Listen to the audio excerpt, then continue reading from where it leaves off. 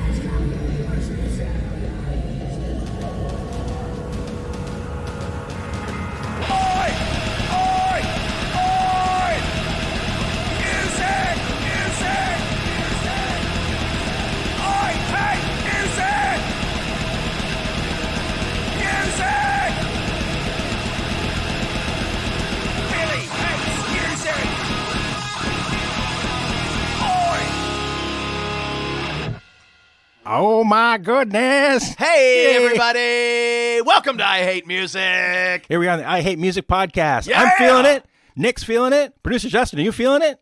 He's feeling it, people. Good God, it's too good.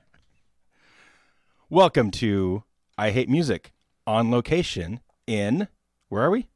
Sunny Los Angeles, California, more specifically, Sherman Oaks. Sunny Sherman Oaks. Is Los Angeles close to L.A.? They are, a lot of people, that's a great question, It is a great question. Yeah. A lot of people don't realize that Los Angeles and L.A. are the same place. What do you mean by that? They physically occupy the same geographical location in the world. Just two names for the same thing? Yeah. Weird. Yeah. Okay. I didn't realize that. I thought L.A. was like slightly south of Los Angeles. No, it's a very, very common misconception. Is it though? Really? Yes. Okay. Oh, God, you wouldn't believe. I mean, every time a friend visits from out of town, it's like, is L.A. and are they the same? Right. Are they different? Well, I feel like it's a well-kept secret, but it makes me feel better that I'm not the only one that didn't know. In a city the size of Los Angeles, it's good to know that there's just still a little bit of mystery. Right. I mean, a lot of people haven't even heard of Los Angeles, where I came from. Like up in Portland, I mentioned to people like, oh, I'm going to L.A. or Los Angeles, and they're like, oh, I've never heard of that. Yeah, what is that? You tell people L.A. and they think Louisiana. Right. No, everybody thought it was Louisiana. I know. It's so true. It's so true. Well, I mean, I would say that Los Angeles is a city that's on the come up, I think in a few years, this place could really be, I mean, a real center of art and culture and media. Yeah, a real sandwich thrower. Yeah, it's I predict that this city is going to be a real sandwich thrower in a few years. Yes, I think you're right.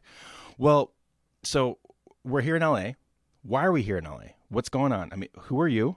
What are we doing here? What is this place? Why am I here? Sure. I'm pretty lost at this moment. Well, who am I? You haven't even told people who I am. You're a friend.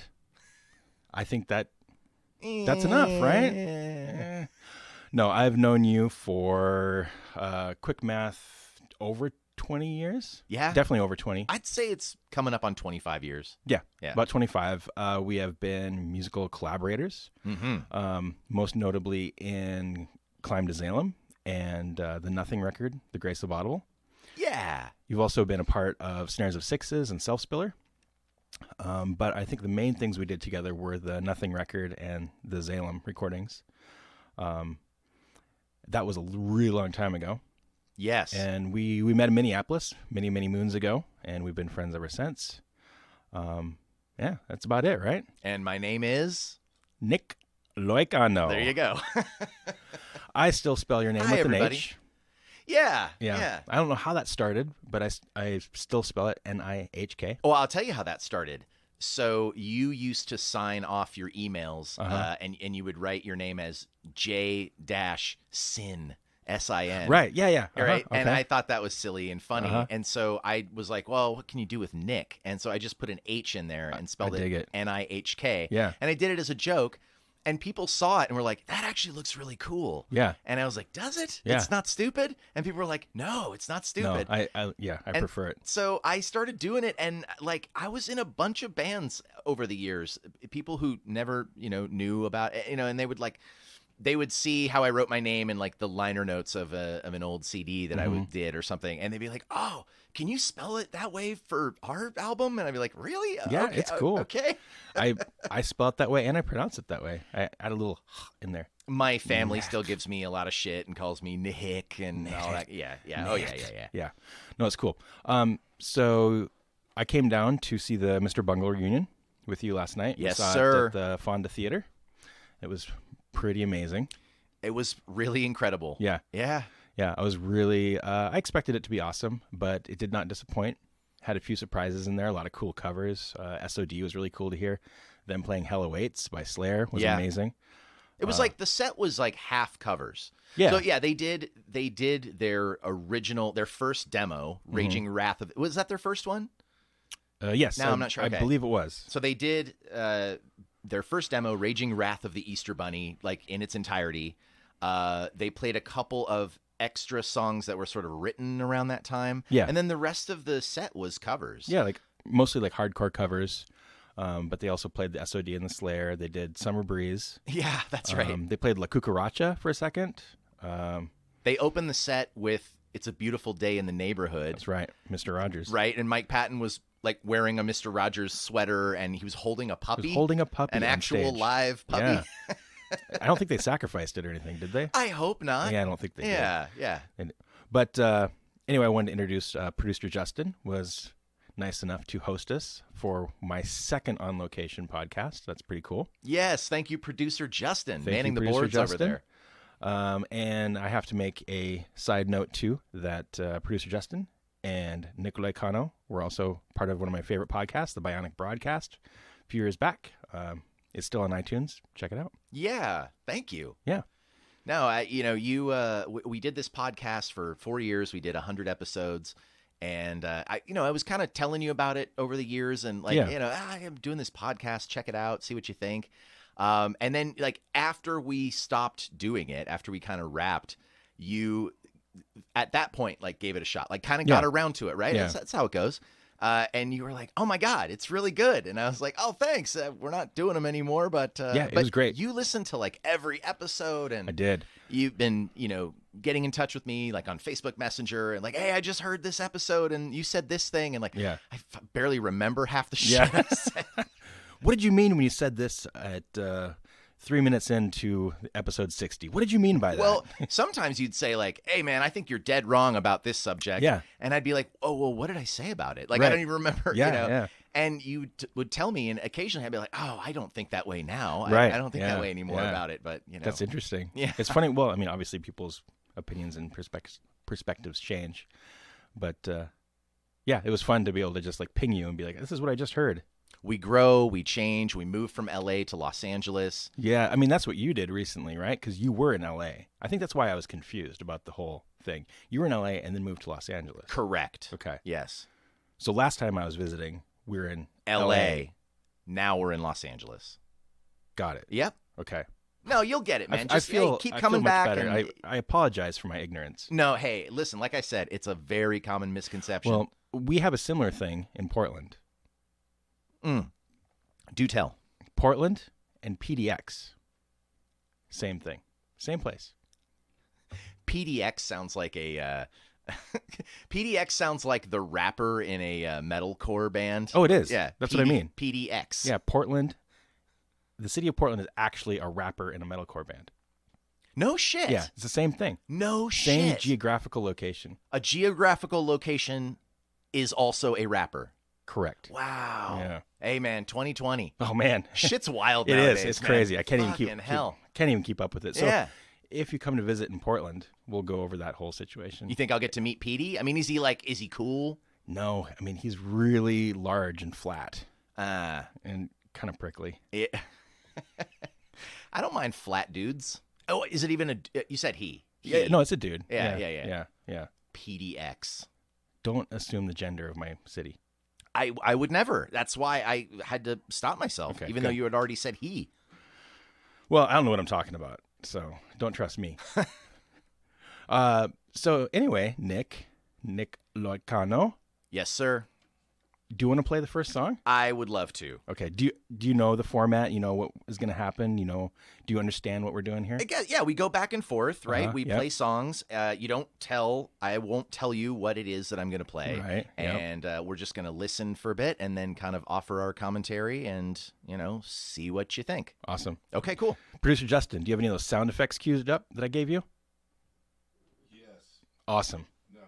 Oh, okay. No. They're gone. They're lost to history. This is my first episode with producer Justin as well. He's the man. A lot of firsts. He today. did almost all 100 episodes of the Bionic Broadcast. That's right. There was a time. Yeah. My cousin was doing it for the first few episodes, and then he got too busy. Yeah. Lame. All right. No, we love you, producer Steve. Nobody knows who producer Justin or producer Steve are. Yeah. I barely do. Yeah, well, I know, right? All right, yes. So let's hit it. Here's my first song.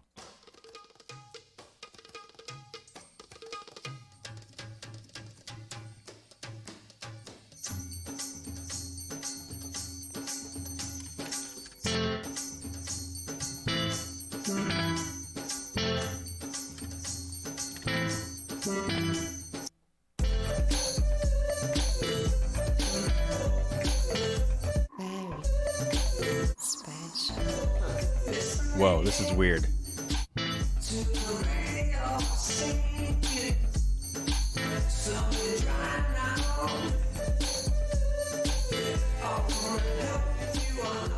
Is this Jamiroquai? No, it's not Jamiroquai.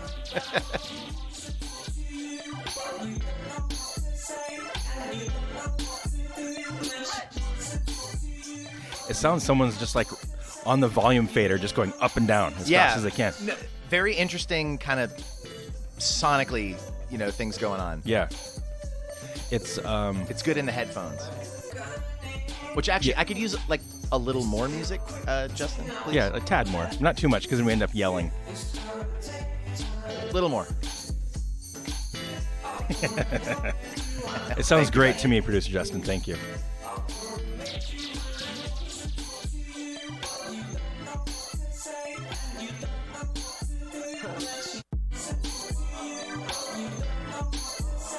So it's not Jamiroquai. It's not Jamiroquai, no. Is it Candlebox?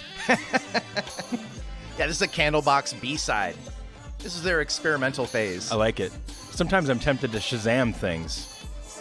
I love Shazamming Oh, me shit, too. Yeah, right? yeah. It's great. I have a whole playlist on Spotify that's just all the shit I've Shazammed. And it's just this eclectic mix of whatever because I just throw them all in there. Yeah. So I That's don't cool. lose them. This is really weird. It's pretty trippy, right? Yeah. It's not Jamiroquai, but this person is from the same country as Jamiroquai. I want to say Jamiroquai is English. That's correct. Okay.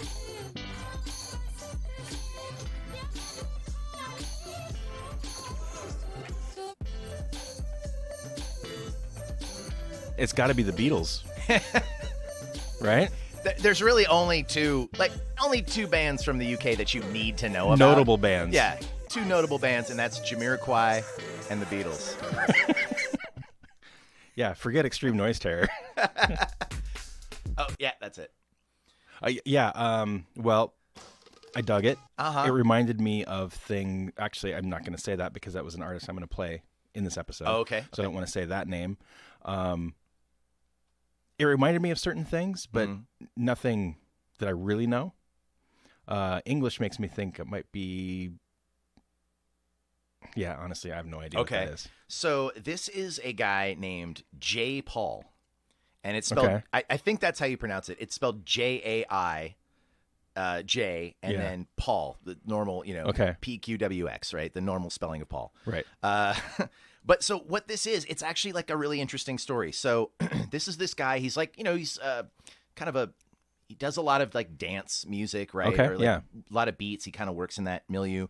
And he put out a couple of songs and started to get some label attention, and he got signed, and he started working on his debut album. And he's like not very prolific. Like, it was taking him a long time to put the record out. Right. And people were really excited about his early stuff. He'd only done like a couple of singles, but people were really excited about like, what's the album going to be like? He's working on it. It's taking forever. Mm-hmm. And so there's a couple of different stories about what happened, but essentially the kind of the prevailing story is that he got his laptop stolen. Okay. And the album got leaked. And this was back in 2013.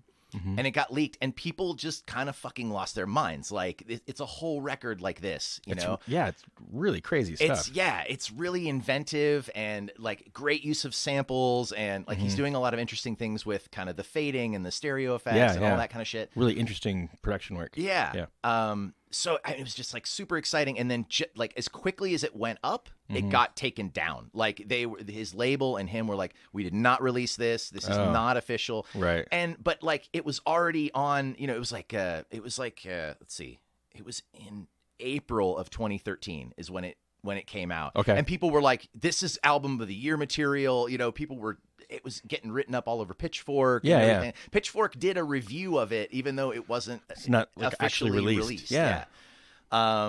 And it got pulled down. He sort of disavowed it. He was like, these tracks are unfinished. It's fucked up and whatever. And then he just basically disappeared again for another 5 years. Didn't finish the record. Didn't put out any tracks. Right. Whatever. Well, so finally, last year, him and his record label said, fuck it. Let's release it.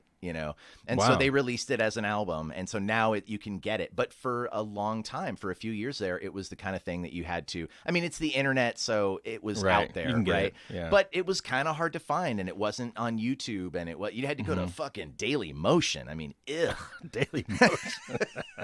If you wanted to hear this stuff, right? But yeah, it made a big splash. So J. Paul and the album, they ended up titling the album Leak 0413 Bait Ones.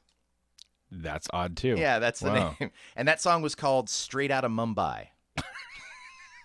Great. Yeah. Wow. Okay, so that was RuPaul. Yeah, RuPaul. J. Paul. J-A-I Paul. Okay. Jai.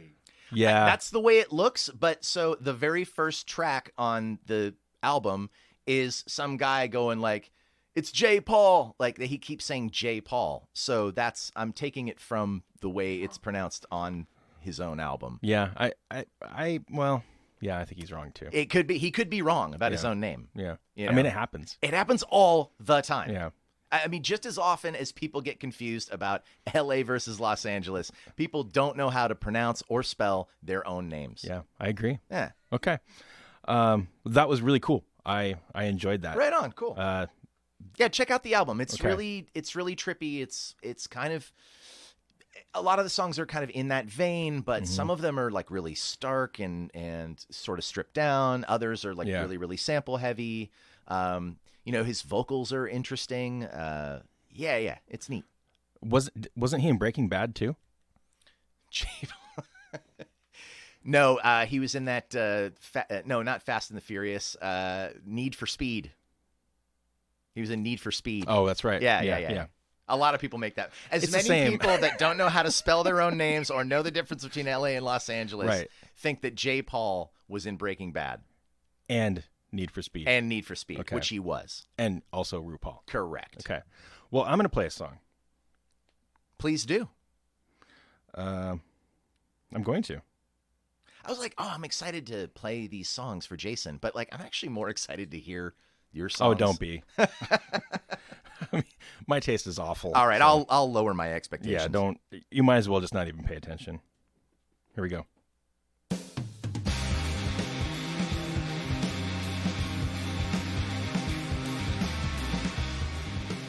If this doesn't at least sound familiar to you, you're a fucking idiot. I think I know what this is, and it's fucking awesome. I've never heard this. This is top of my list to play for you because I know you should appreciate this, but I'm not sure you've ever taken the time to check it out. Are there vocals? Yes. Okay. I'll reserve commentary and judgment until I hear the vocals. You know what it is, though. Yeah, pretty sure. Yeah.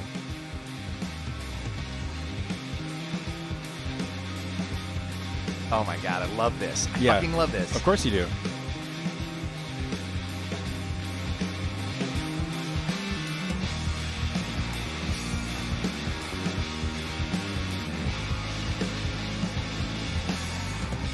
This has Nick Loiacano written all over it.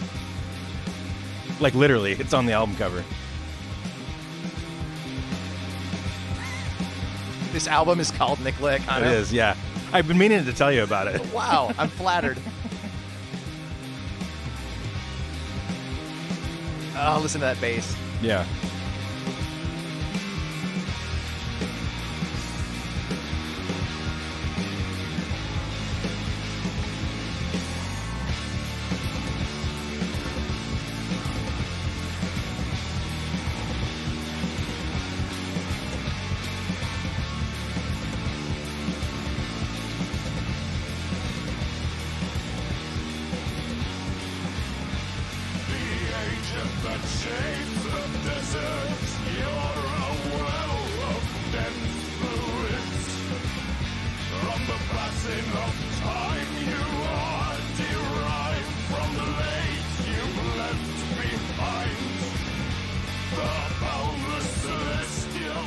Same singer as before?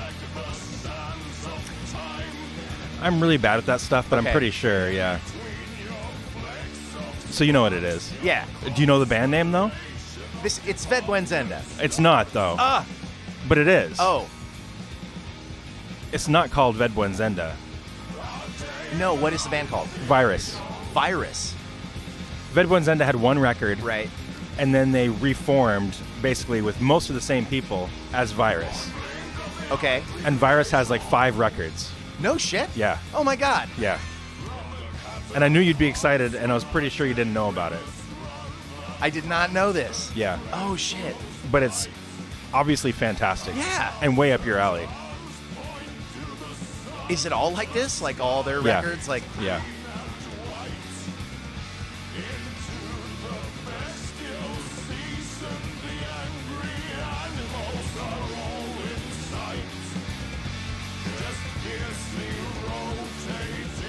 But it just reeks of Ved Buenzenda. absolutely. It's Yeah. got the jazzy bass line. It's got those crazy chords. The weird ass vocals. Yeah. Yeah. And actually, Ved Buenzenda just reformed too. I had heard about that. We were kind of talking about that, and I had heard about it, but it sounds like they're only doing live gigs or Yeah. maybe not doing an album yet. Yeah. But Virus broke up like last year. Yeah, so that Ved Buenzenda album, Written in Waters, it's a personal favorite of mine, yeah. like just a kind of a classic. Totally. It was, we came across it like when we were deep in our black metal Yeah. phase, and like Mid-90s. it has elements of it. Yeah, midnight. I mean, it probably came out in like 94, 95, Yep. and it had elements of black metal, but also was very progressive and kind of pushing the boundaries. Yeah. Well, it was that they call it the Weirding of Norway, and that was like the first record that was like the Weirding of Norway. It was like the first time that somebody like really broke out and did something like completely weird and different. The Weirding of Norway. Yeah, some people refer to it as that, the Weirding of Norway.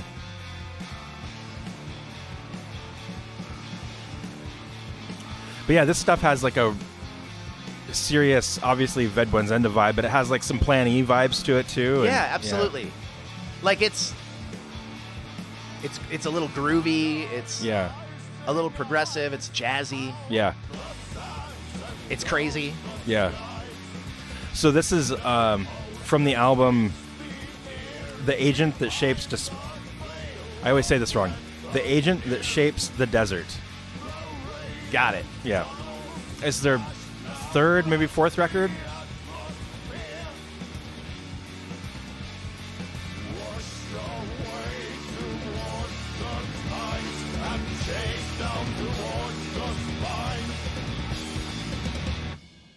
Yes.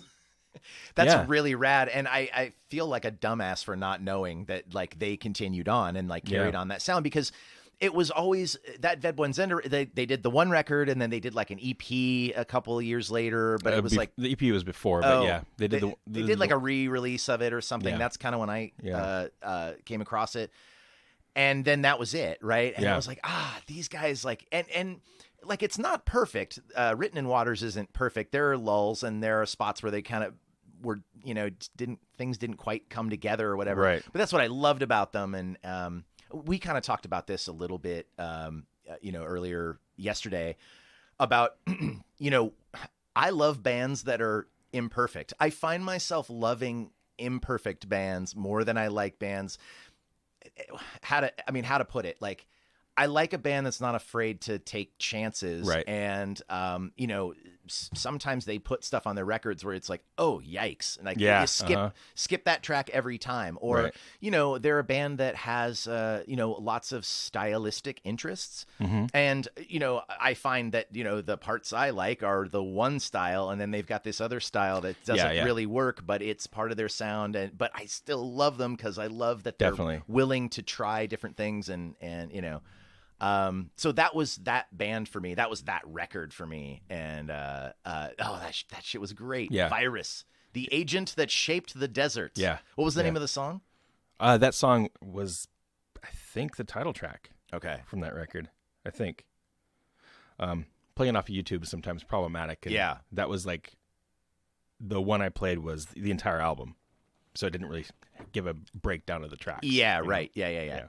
No, that was fucking great. Yeah, it's great. They did a bunch of tours and were active for quite a while. And then, I think it was last year they threw in the towel. But now they're doing these reformed Ved Buenzenda shows, and that's pretty awesome. Yeah. I mean, have you looked at it? Do you know if they're touring the U.S.? Or No, okay. They did a surprise reformation for somebody's birthday party. And surprise! Yeah. I mean, that's basically what it was like. Here's Ved Buenzenda, and everybody's like, "Oh my God, what?" And then I think they're doing like 2 shows in Greece. I think they might be doing a couple festivals here and there, but I think that's it. Shit, yeah. Ah, nice. Well, I mean, that's the other thing. Ved Buenzenda was around in the mid-'90s, so there was no fucking YouTube. Yep. And, there's no decent recordings or anything like that I've ever been able to find. So, now it's just like, I can't make it to Greece, but I can definitely make it to YouTube. Can you? Yeah, most days. Well, some people don't understand that Greece and YouTube, they occupy the same geographical location. Is Greece. I had heard that, but you can't believe everything you read. The same amount of people that believe that L.A. and Los Angeles are the same place. Yep. Yeah. And J. Paul was in Need for Speed. Thank you. All right, Justin. Thank you for that. By the way, Nick, you don't have a beverage, do you? I do. I have a glass of water. Yeah. This is time for that segment that we call What You Watching? Sorry, I had to do that. Yeah, that was a bit from the podcast. We had a lot of sound effects, and we would do a new cocktail recipe every episode, and we would announce it. It was a big fanfare of lasers and sound effects, and I appreciate your mouth. Other bullshit. That was really cool. I appreciate your mouth. You got a real pretty mouth. Oh, thank you. You're welcome. Some people say I have a cowboy mouth. Only cowboy junkies would say that you have a cowboy mouth. Or drive-by truckers. Okay. I'm having too much fun. It's too good, people. I think we should just stop. Yeah, it's not going to get any better than this. Let's just cut our losses. Yep, yeah. That's it. It's been great being here. Yeah. Thank you for having me. Sure, yeah. Play our next song. Yeah, all right. Okay. Justin.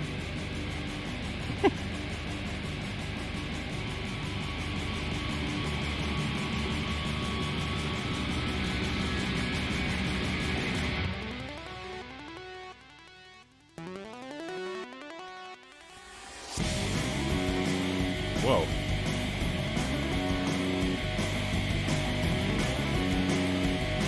Turn it up just a tiny bit, Justin, please.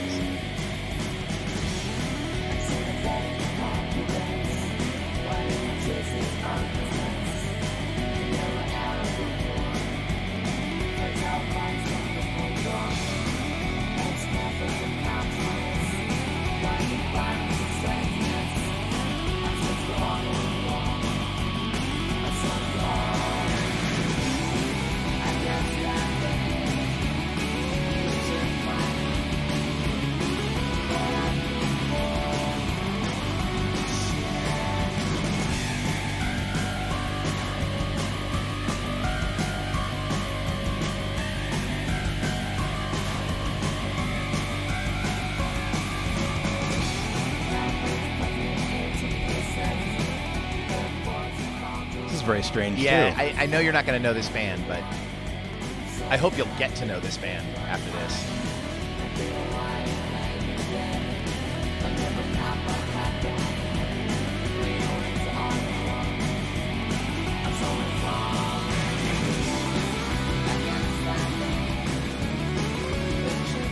This is really cool. You like it? Yeah.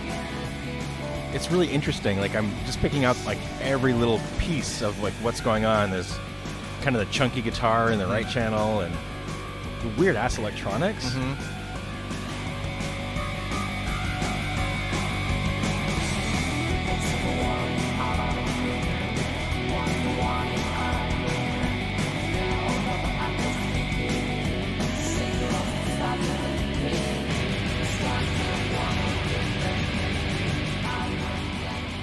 This totally reeks of you. Yeah? Yeah. It sounds like something I'd like. Yeah.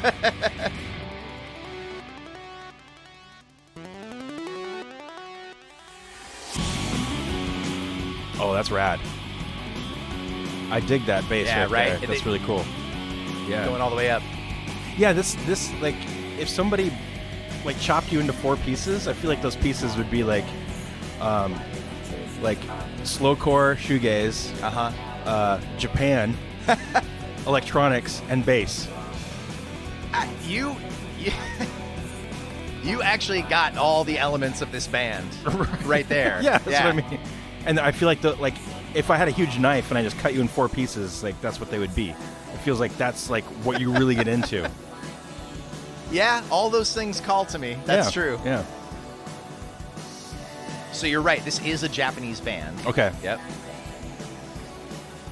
Well, there's only like 2 of those. Yeah. So the Beatles or and Merzbow. Jamiroquai.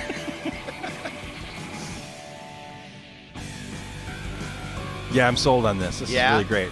So this is the first song that I ever heard by this band. Okay. And they've had a pretty long career. They've been going since like the early to mid 90s. And they're kind of off and on, you know, like they do a record or they do an EP and then they disappear for a while and then they come back and stuff. But yeah, once I heard this song, I was like, well, I got to hear more. And I just fell down the rabbit hole. They're one of the most eclectic bands I've ever heard. They do everything from like death metal to this kind of electronic stuff to stuff that's way poppy to just straight shoegaze, indie rock. Like yeah. Is this a Gretzko? No. Okay. A Gretzko's pretty rad though. I love a Gretzko.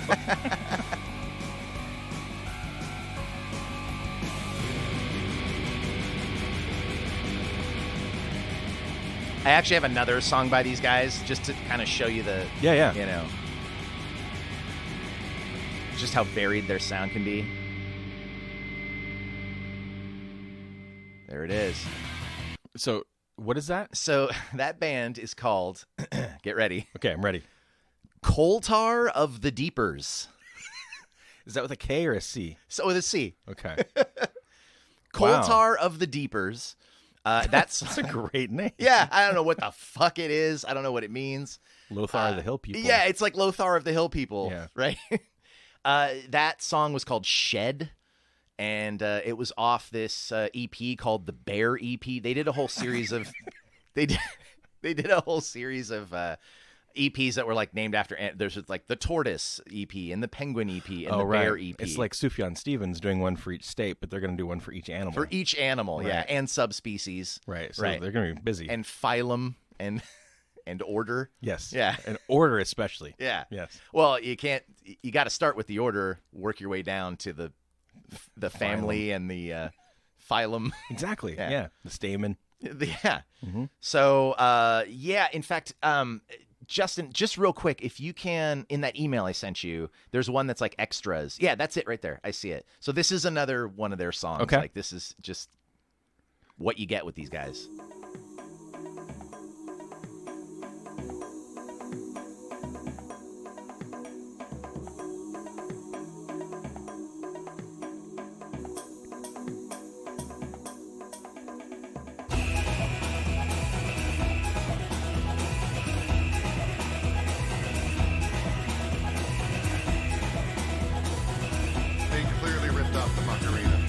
You think so? It does sound like the Macarena. Yeah. When the vocals come in, it's got a different sort of vibe,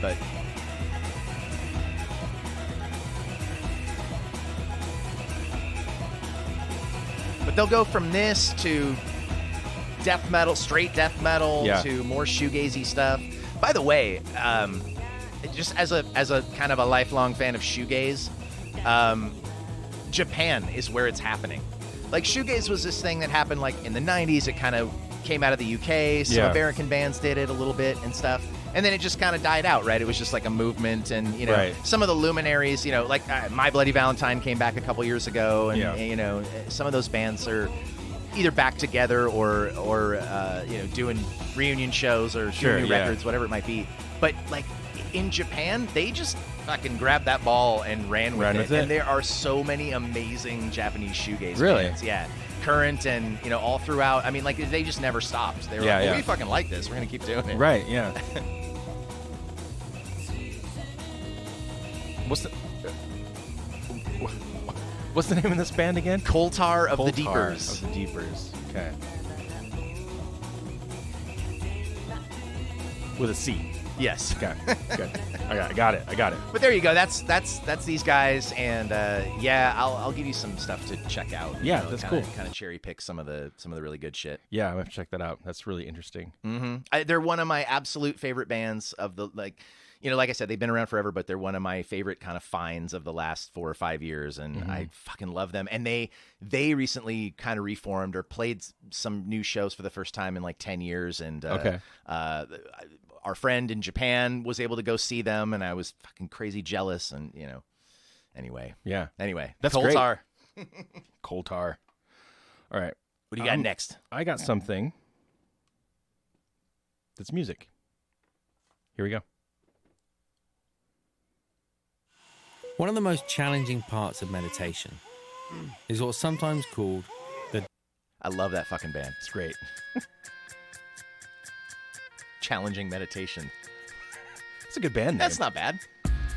It's almost a Napalm Death album title. Right? Yeah.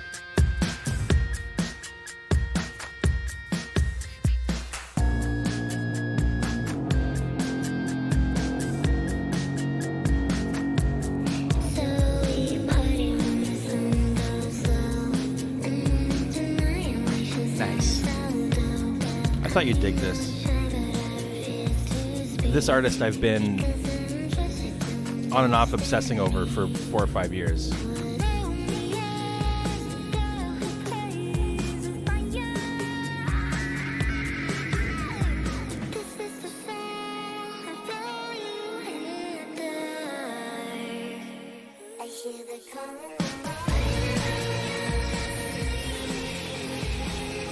I don't think I've ever heard this.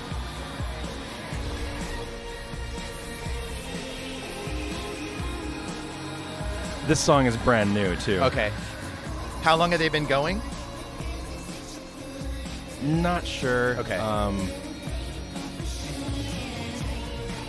At the very least, 5 or 6 years. Okay. But they don't go back to like the 90s or the early 2000s? I don't think so. Okay.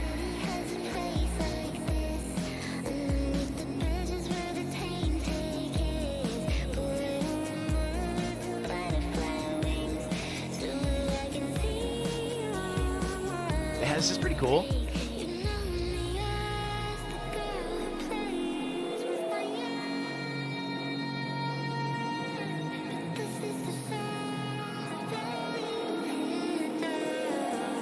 Sometimes I really hate the vocals, and sometimes I love them. Yeah, I'm trying to decide how I feel about the vocals. Yeah.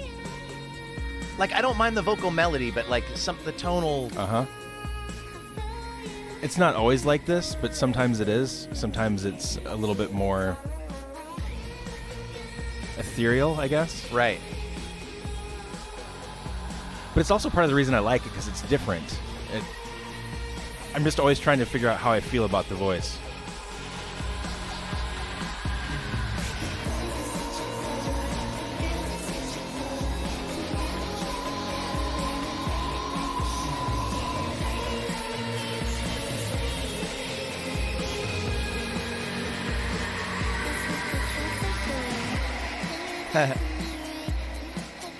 I'm trying to think of what it even reminds me of. Like,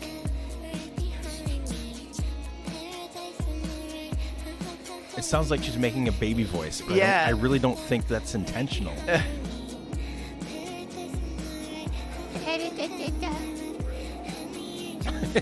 Yeah. yeah, she kind of sounds like Yolandi from De Antwoord a little yeah, bit. Like, there's a little bit of that kind of. There's a little bit of that kind of creep factor to this, like that smoldering creepiness. Yeah. If you saw the artwork and the imagery too, it doesn't play into like that necessarily, but without giving away too much, it's essentially a solo artist. Okay. And I think she must have some kind of punk background, because all of her imagery is like cut and paste flyers and like lots of like dark imagery, but like it looks very punk. It's Avril Lavigne. No, you're thinking of Skater Boy. A lot of punk imagery. Yeah, skater punk imagery. Yeah. No, this is like her album covers are like, they look like demo tapes and things like that. Neat. Okay. God, I just have no idea. If you do don't you think it's likely I would have heard? Like, yeah, it's you probably know. You've probably at least heard of her. She's been like, I could see this being played in the club, or she's been kind of in the public eye lately.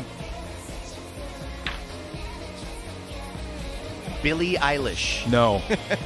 I did a whole episode on Billie Eilish, though. You know, I haven't heard a lot of her stuff, but what I have heard, I do like. She's awesome. Yeah. Yeah, she's great. Surprisingly so. Can I guess? Yes. Sia? No, it's a great guess, though. Thank you. I'm actually relatively familiar with Sia, so I knew it wasn't her just because, like, her voice doesn't sound like this, like. Yeah. But that's actually, kind of musically, Justin's onto something, I think. Yeah. Because she has an eclectic sound and she'll do heavier stuff or whatever. Yep. But I mean, Sia also doesn't do like punk rock imagery. No. Really. Which, by the way, let me say this about Sia. Sia had like 4 or 5 records, and then she like solo records, and then she had a band before that where like she showed her face, like everybody knew what her fucking face looked like. And then when she had her big breakout, she decides to hide her face, talking about like, I don't like fame or something. And it's like, well, we already know what you look like. Stop with the wig. Yeah. Cat's out of the bag. But I do like Sia. Like, yeah, she's got a great voice. And some of her more recent stuff is not my favorite, but.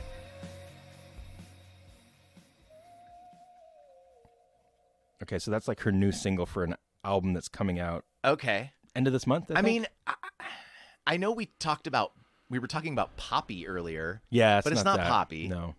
I don't know. Tell me. It's Grimes. Grimes. Okay. Yeah. I have. So she's one of those people like I've been aware of, but not really taken the time to sit down and listen to. Yeah. I'm not going to claim that I'm a huge fan, but she's one of those artists that I will listen to for a while and then forget about for a while, and then listen to it again. And she has a new record coming out, and right now she's kind of in the public eye because she's with what's his butt, Elon Musk. Oh, really? Yeah, and she just got pregnant. She's a little baby musk. She has a little baby musk. Little baby muskrat. Musket. A musket. A musket. Yes. Oh. Jam a few balls in her. Oh, jeez. I'm sorry.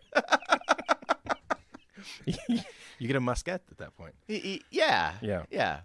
But yeah, she's got pregnant, and she's posting photos of herself online, and she's like been way more in the public eye the last couple of years. I'm assuming because of the whole situation there. But I bet their baby's going to be a cyborg.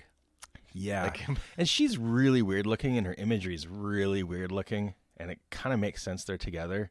But I mean, I really like her stuff for the most part, but I struggle with it too. Like it intrigues me enough where I revisit it, but I'm not totally 100% sold on it.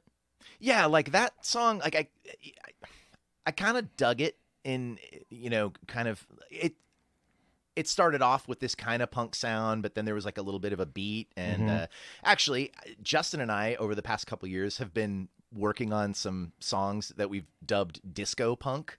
Okay. We've been trying to do like this kind of, kind of punk sound with dance beats, right? And try to make it, try to really combine the best elements of both of those genres into something. So I was kind of like digging that aspect of it, but yeah, the vocal was, I don't know. And then it was like a little poppier than I tend to go, but also I don't have any problem with pop. There's a handful of like kind of top 40 artists that I'm like, yeah, these guys are okay, I guess. Yeah. No, that was cool. Grimes. All right. Yeah. Grimes. Yeah. Finally had a chance to like sit down and really listen to a Grimes song. Grammy. Yeah. Okay. I'm very excited about this next track. Okay. I'm pretty sure, again, you will not know it, but I am very curious to hear what you think about it. It will surprise you. It will shock you. No, probably not. I'm ready to be shocked. Hit it, Justin. Thanks.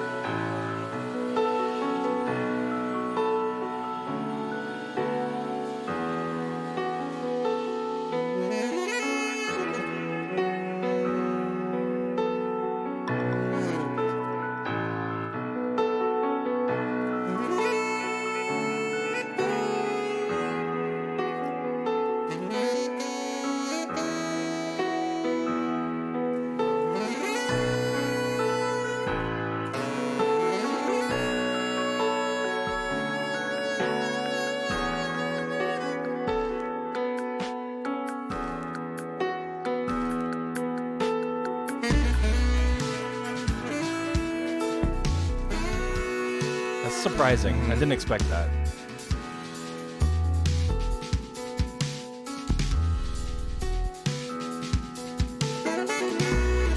Turn my headphones up a little bit. Thank you.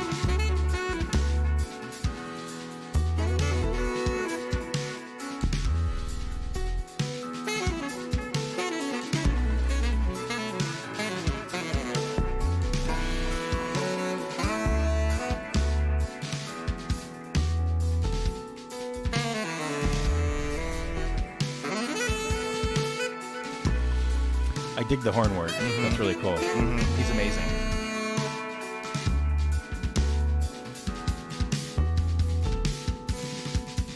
Drums.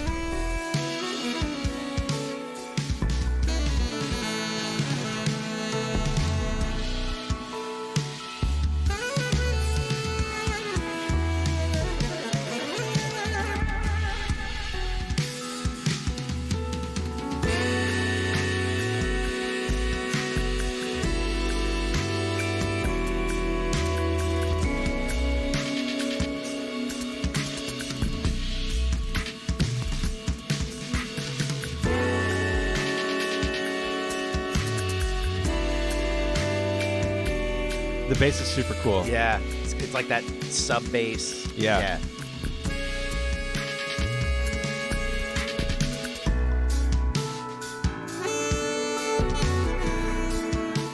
This is going to sound like a real metalhead saying this because it is coming from a real metalhead.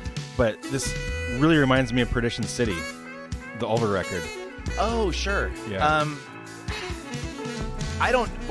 I've heard my fair share of Ulver over the years, but I don't know that I remember that one super well. But like that, basically Ulver went from like black metal to this, like progressive jazz, right? Yeah. Like electronic with horns. And are they still doing that kind of stuff now, or did they kind of go back to black metal? Or no, they're basically.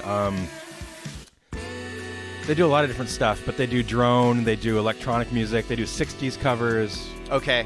They don't do metal at all anymore. Yeah. But this is kind of Perdition City-esque. The horns, the electronics. Right on. Do anything for you? Yeah, Okay. I dig it, yeah.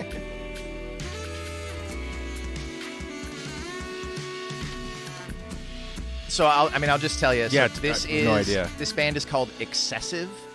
Okay. And this is a project, one of the more recent projects by my good friend and another like kind of longtime collaborator. His name's Eric Carranza.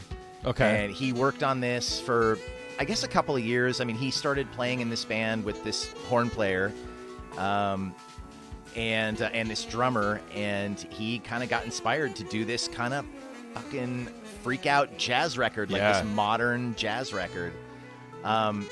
And he played it for me, and it like my jaw hit the floor. Yeah. Like when I met this guy, he was into pop punk, like he was into like Blink 182 and shit like that. You know, we met.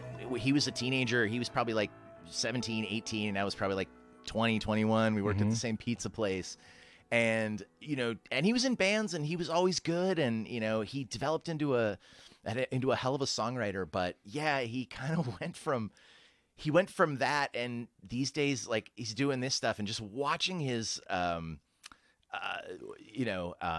maturing as a songwriter, right, and developing all these interests and bringing them into to his musical output. I mean, he played that shit for me, and I was like, holy shit, like this is.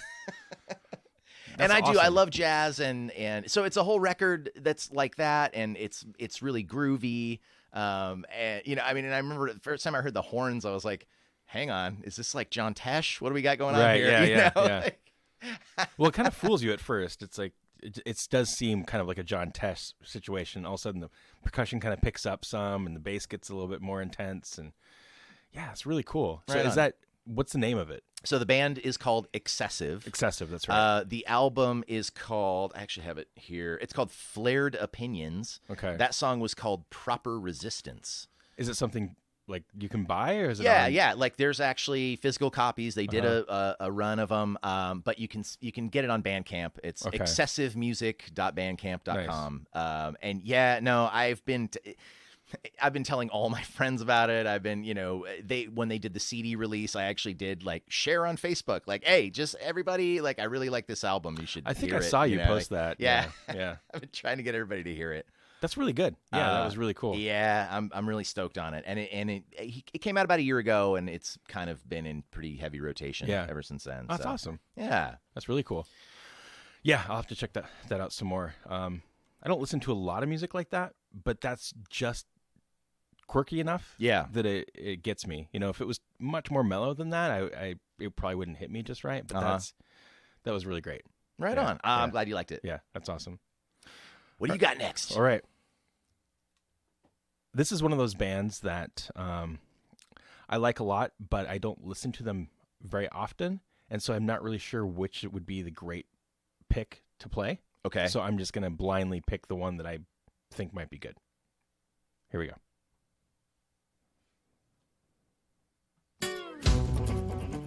Whoop.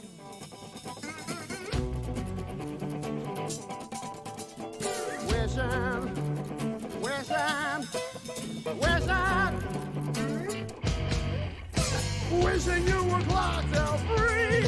What are you doing? Never satisfied. Ways bitch slap daily. Come on, go scared. It's a reoccurring nightmare. Baby, died a little bit.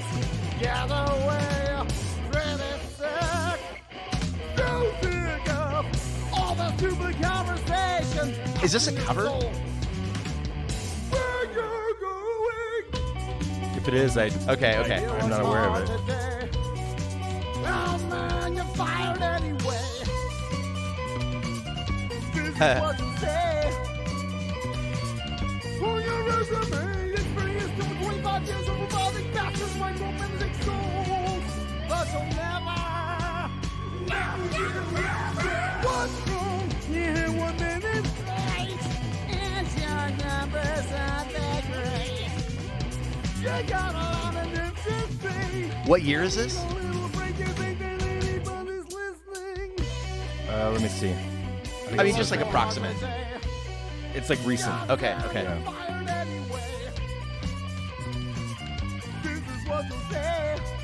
2017. I was gonna ask if this was like Thought Industry or something. That's a quality guess. Yeah.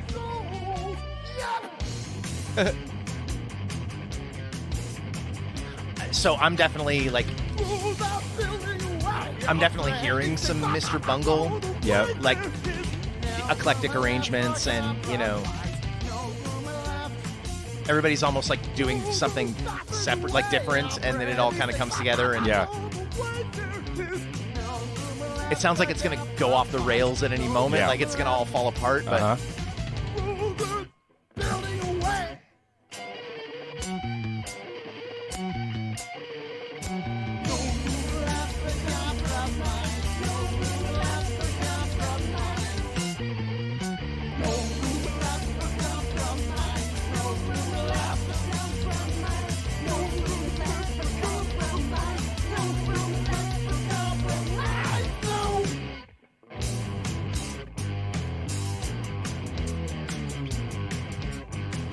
that's real proggy.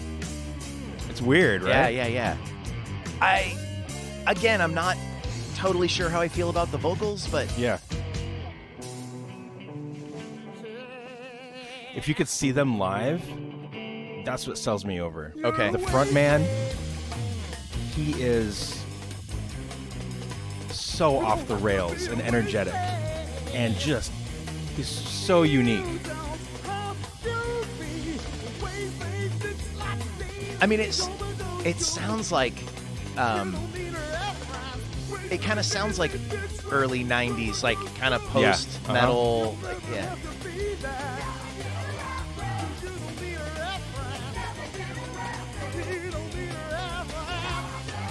This sounds like Jason. Like, this is some Jason shit right Yeah, here. it is. Yeah.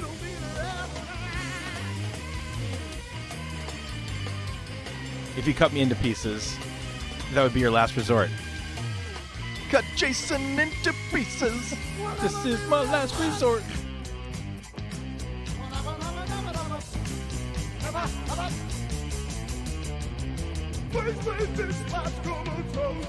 Heavy metal, weird music. Yeah. Yeah, so it's one of those things you're never going to know who it is. Okay. They're a Portland band. Okay. They do pretty well in the area, but they've played other places. They tour and stuff, but they really haven't. In the Northwest, people know them. Outside of that, I don't think people do so much. But this year they played a short tour with Mudhoney. The drummer is actually the drummer in Fear. Okay. But they're just they're pretty big in the Northwest, and I'm not sure they've really reached beyond that so much. Right. The singer, his name is Chairman. Chairman. Like Chairman Mao. Chairman Mao. Yeah. Oh. Like Chairman Mao. But he is a friend of mine, but he's a better friend of my friends. So like he's a friend, but he's kind of an acquaintance, sort of. He is. I know that type of guy. Yeah. Friends with your friends. Yeah. Uh-huh. Like friends. Yeah. We all know a dude like that. Totally. That's Chairman.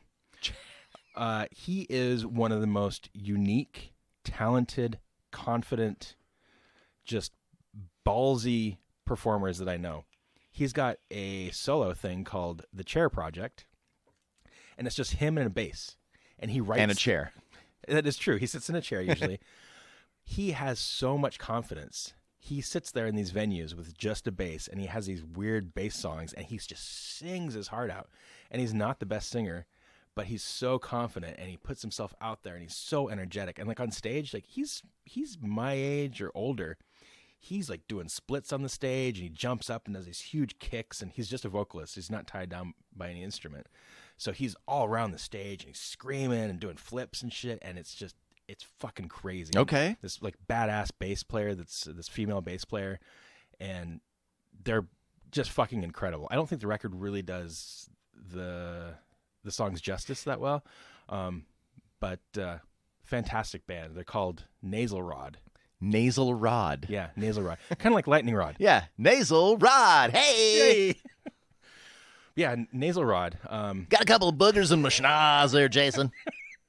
Have me a tissue, buddy. Hey, it's Lightning Rod. Hey, coming at you. Awesome. That made my day. Yeah, Nasal Rod. They're really fantastic. That's a song called Wage Slave. Okay. No, I mean it was cool. Like I could definitely hear what you're talking about as far as like if I walked into a club and that band were on stage, I'd be like, okay, what's all this now? Yeah, you know. Yeah. So yeah, but yeah, fucking interesting. Yeah. Nasal slave. Nasal slave. Nasal Rod. They get a lot of, they've been doing it for quite a while, but they also, they get a lot of love because they're drummers in Fear. Yeah. And Okay. Flea just released a biography, and he talked about the years that he was in Fear and his relationship with the drummer of Nasal Rod, and how like he's the best drummer he's ever worked with, and how it really helped Flea become a musician. So now Nasal Rod is even more in the public eye. Yeah. And they did this tour with Mudhoney in the Northwest, and of course Mudhoney's bringing out all the fucking hipsters in the Northwest. So they're doing really well. But I wanted to give them some love on the podcast because they're really odd. Ah, cool. And Chairman's a super good dude. And like I said, one of the most talented and just unique voices you'll ever hear. Just so different. Yeah, hell yeah. And I love that. Yeah, and Flea was in Fear. Yeah, but then one day he announced he was leaving. Oh my God. Good one. Hey. I'm proud of you. Thank you.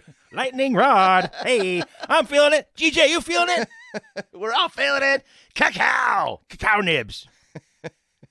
I got to give Jason a little taste of the old Bionic Broadcast. Yeah, love it. Yeah. Okay, give me one good Lightning Rod, like a really good Lightning Rod. Okay. If he's here. I mean, I thought I saw him here. Yeah, he's downstairs. Hey, Rod. Hey,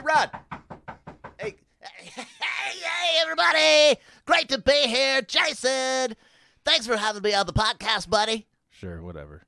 Well, hey, listen, turn that frown upside down. We're talking about spinning some hot stacks of wax from the top of the stack to the back of the rack. We're going to come at you with all the latest hits.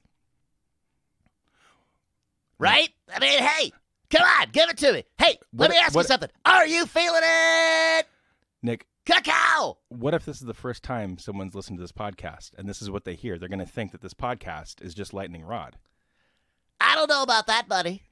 I think people understand that Lightning Rod is a man unto himself, a guy with something to say, a guy with some energy, and a guy who's going to bring it every time you ask me to bring it. How much coke have you done today? Saying. Hey, listen, I don't do the cocaine anymore. No more bumps. No more hits of the booger sugar, if you know what I'm talking about. Oh, I hear you, Lightning. Hey, Lightning Rod, thanks for stopping by. Hey, I appreciate it's great to be here. It's good to see you. Thanks for having me. Yeah, grab a Coors Light on your way out. Will do. And hey, listen, if you hear about any DJ gigs coming up, I'm actually in between gigs at the moment. Yeah. You go down for rehab for a few months, and the phone stops ringing. Well, you should probably stop playing Meat Shits records at weddings. Hey, I do. Hey, I do what I'm called to do. Sometimes the feeling just overcomes you, and you got to play some Meat Shits at someone's lovely nuptials. I love it. I'm into it, but What's your favorite Meat Shits track there, Jason? Oh, I like Fuck Frenzy. Fuck Frenzy, complete classic. Yep. All right, so Justin, go ahead and play Fuck Frenzy by the Meat Shits right now. Coming at you in 3, 2, 1. Rod, before you leave, you ever met Dr. Roxo, the rock and roll clown? Yeah, I've met him a couple times. We ran into each other in rehab, formed a brief friendship, but ultimately he was just a little too crazy for old Lightning Rod, you know what I'm saying? Too crazy for Lightning Rod? Hey, listen, if I could just take it down here for a moment. A lot of people think that I'm just a nonstop fireball of energy. But Lightning Rod has a sensitive side. You do? I do. Yeah? I do. I enjoy reading Tolstoy. Yeah? I like listening to classical once in a while. Right. I used to work on a classical station very briefly. Jesus Christ, it's been so long. I don't even remember where it was now. I think it was either in Los Angeles or L.A. Yeah. Or Louisiana. I can't remember. Aaron Paul was my co-host. Oh, yeah, he's the guy on Need for Speed. Top Gun. He was in Top Gun. Yeah. And also Need for Speed. Right. And Fast 5. Oh, yeah, Fast 5 Freddy. Fast 5 Freddy. Yeah. Jeez. But hey. All right, so hey, listen. We've taken it down, but I'm going to bring it back up. Oh, yeah. Are you feeling it? I'm always feeling it. Even when I bring it down. I'm also able to bring it back up again. How much of this is going to be cut out of the podcast, you think? None of it. Well, good. I'll be expecting a royalty check. I'm listening to my Bionic Broadcast dream right now. Is that right? I'm living it. Yes. Wow. I feel like I'm a part of the show. Well, I'm very happy that I can be part of this. So you're a fantastic person. You're a fantastic man, a father, a husband, You had some great times. Hey, I used to spend some Agalloch on Rock 109 in Poughkeepsie. I did a long stint there. But anyway. A lot of people get Poughkeepsie and Poughkeepsie confused. I'll tell you something. I once had a girlfriend that told me that she believed that there were two cities in Arizona, Tucson and Tucson. Tucson. I had to tell her, hey, baby, I'm wrong about that one. Hey, Lightning Rod, can you bring Nick back? Well, listen, it's been fantastic being here. I'm going to go. Hey, Nick, where are you, buddy? They're ready for you. All right, it's been great being here. I think he's coming. Hey, how was Nick, Rod? Hey, sorry, I had to slam the door behind me. Yeah, he was great. Yeah, he's good. It's good to see him again.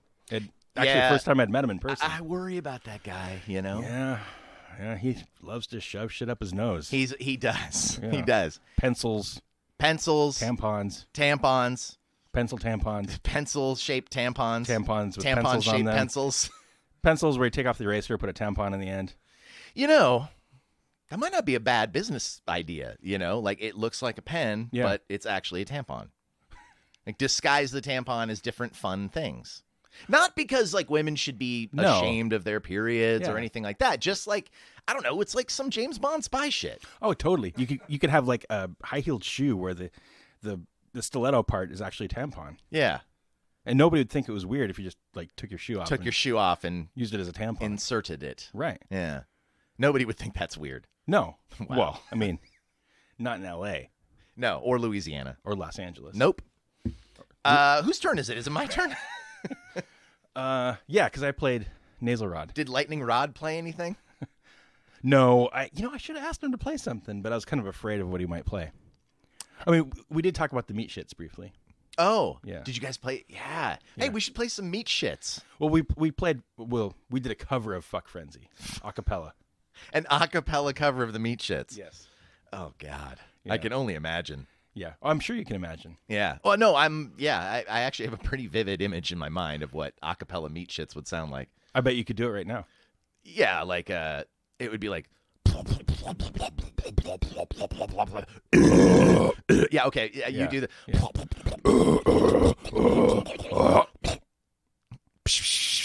Well, yeah.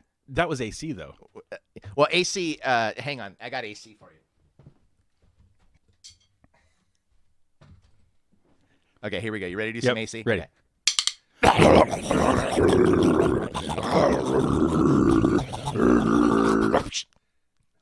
There you go. That was AC. Yeah. Yeah. That was, I don't want to do a 7-inch with your stupid band. Right. Yeah.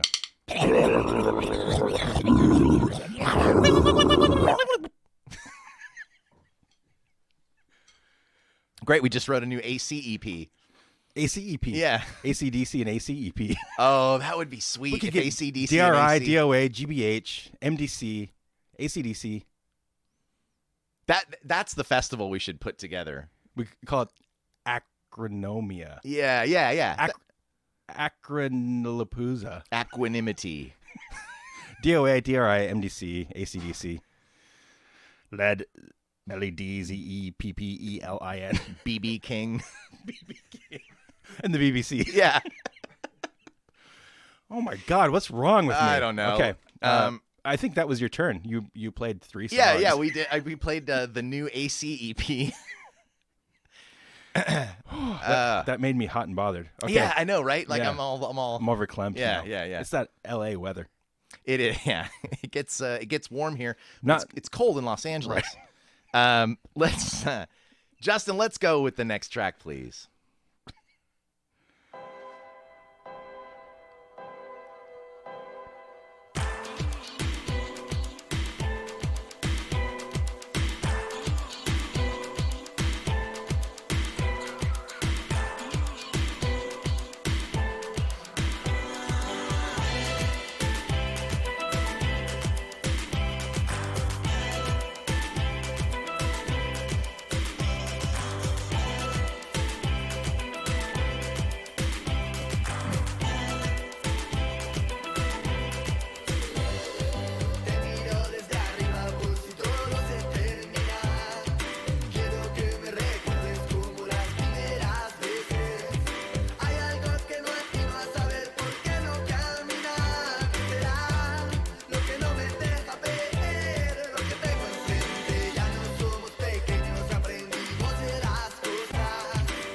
I'll give you a clue. It's not Despacito.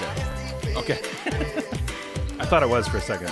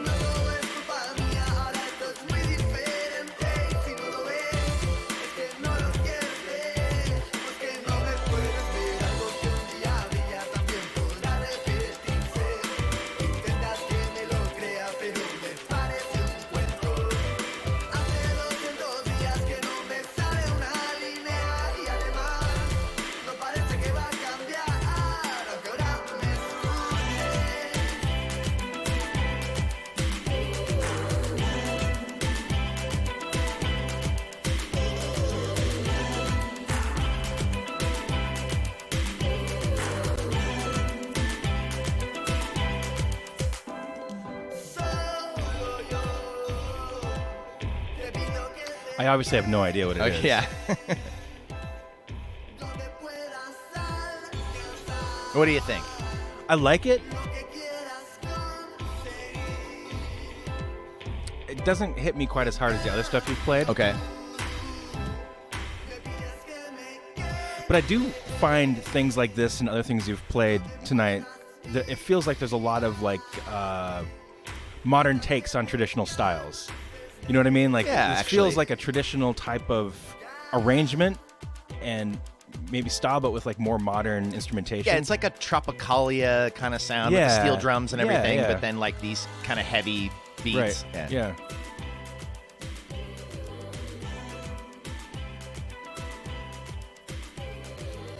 So this artist, so it's not a band, it's a kind of a producer, electronic artist, and he goes by the name El Guincho. Okay, what does that mean? I believe it means the winch. Okay. Yeah, like a crank, you know, right? Yeah.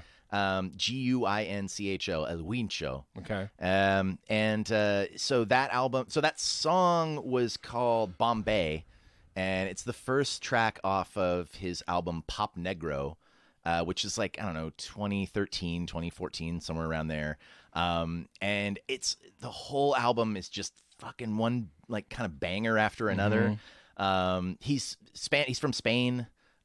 He makes great music videos. Like he's actually, kind of, I don't know, like electronic artists and dance artists and stuff like that. Like, I don't know, for a lot of years, I didn't pay much attention to it, right? You know, like in the 90s and the early 2000s, it was kind of just like rock and rap and, you know, like the stuff I listened to when I was younger. And then like, I don't know, I started to get more into kind of club music and dance music.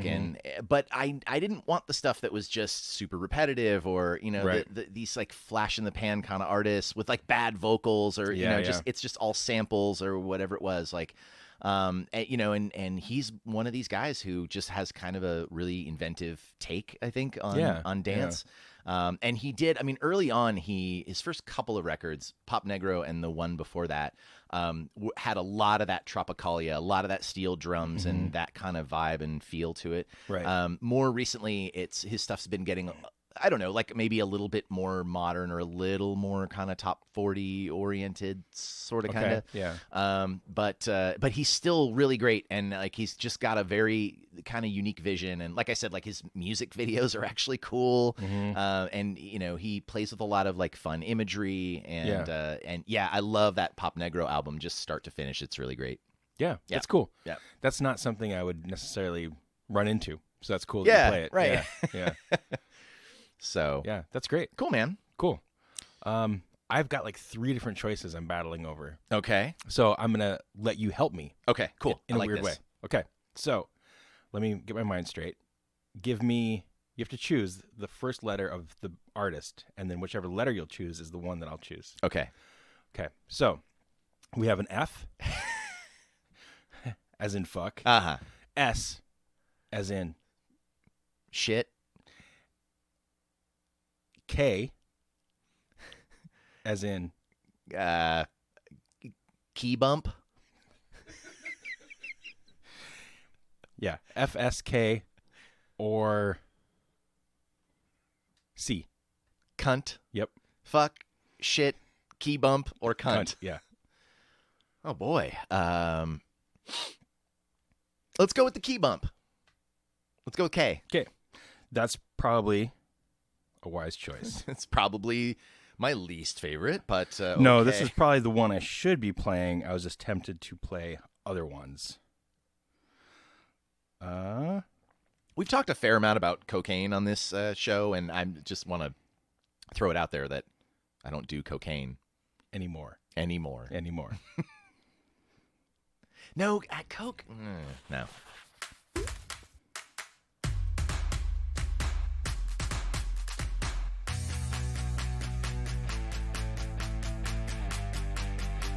Got some hot beats coming off this one too, yeah. That was an ad, actually. This is actually it. I'll put that other thing back on. That was good. No, that was the end of it. Oh. I'll have to Shazam that later. Yeah, no, it's pretty cool. It's about like, booking a mountain vacation or something. Oh, yeah. See, I felt like I was in the mountains listening to that. It's their most current ad. It's my favorite. This band I've been mildly obsessed over for the last couple years. Okay. Are there vocals? Yes, but they're pretty sparse and understated most of the time.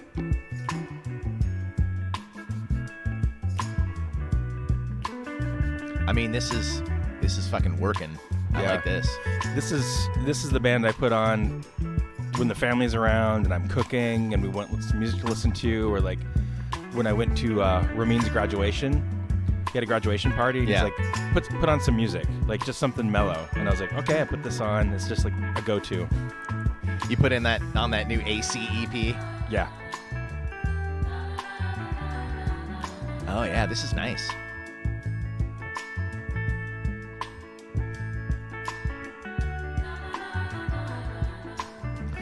They have a concert at Austin City Limits online and one on KEXP that are fantastic, really well shot.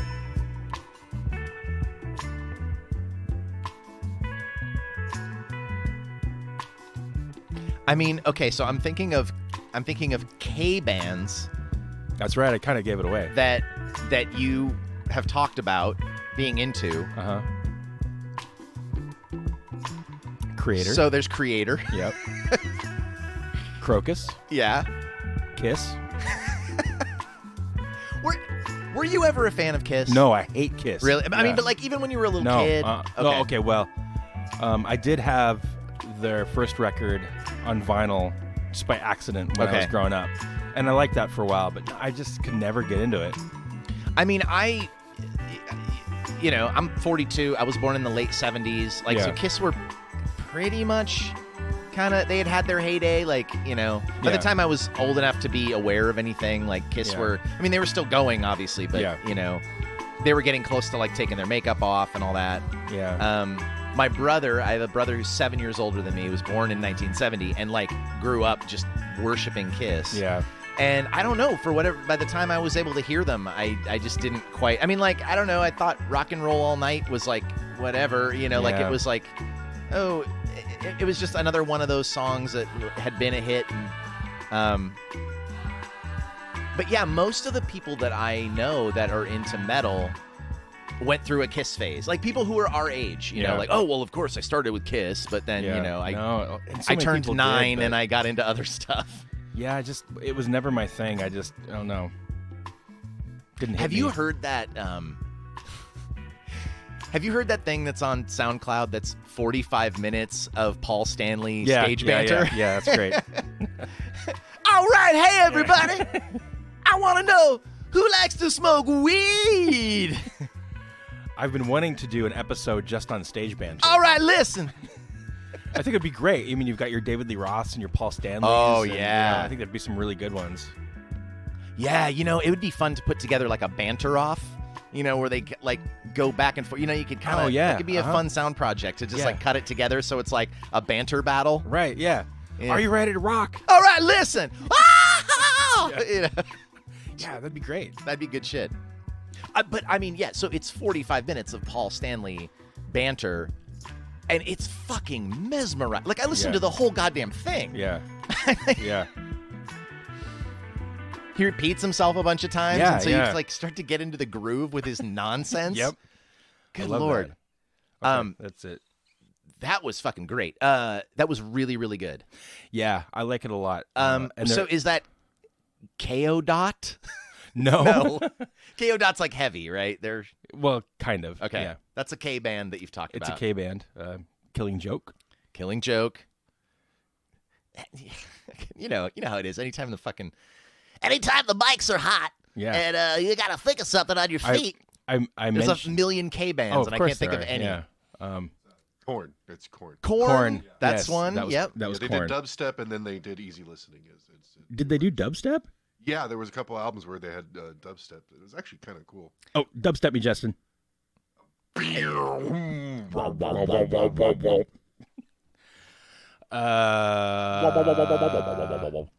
I can't think of any other K bands. Not even this one.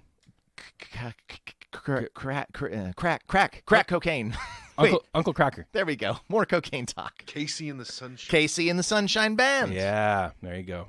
I mentioned this band to you. Catatonia. Yesterday, and you said what? Really? Yeah. Like I didn't hear you properly, or like it sounds like I'm throwing up when I say the name. Oh, I'm sure that I'm probably mispronouncing it. And Okay. then I said where they're from, and then you made a joke about where they're from. Oh, geez. Okay, so lay it on me. Who were they? Crongebin. Crongebin. Yes. And what did I say? Crongebin. Where did I say they were from? You said, oh, that's an interesting name or something like that. And I said, yeah, they're from Texas. And then you said something rude about Texas. I did? Yeah. Is it not repeatable? Like, I don't remember what it is. Oh, okay. It was just it wasn't like, oh my God, those people are fucking horrible. You were just like, oh, Texas, that made sense. Or, you said something off the cuff. Okay. Crongebin. Crongebin. And it's funny because, so it's a 3-piece, and just on the surface level, you'd think like, oh, they're from like South America or something. But so I was telling all my friends like, oh, it's like some South American band that I found. And then I actually like looked it up. It's like, oh, they're from Texas, from like Austin or something like that. But they're really great. The drummer's really South America and Texas occupy the same geographical location. Yeah. It's just like L.A. and people Los get Angeles. it's such a common misconception. The same amount of people that think it's a cliche for a reason. Yeah, it really is. Yeah. No, that was really cool. I mean, so is that their thing? Like they are kind of jazzy like that? And, yeah. Okay. The drummer's really understated. He's really good. Really like simple stuff, but just really like he's like a metronome.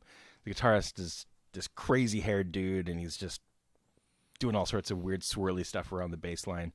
And the bass player is just like this gorgeous woman who's just gorgeous, and they're amazing to watch because they're not really active, but they just do like these little synchronized little moves here and there, and like they do these like little dips where they bend their knees and like dip together, and yeah, they're fascinating.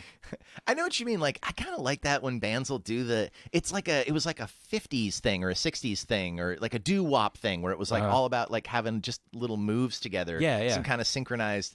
And, at some point that became like uncool and, all that. But like, there's something about that when bands will do like just a little couple moves together. And that's kind of what they do. And it's very understated.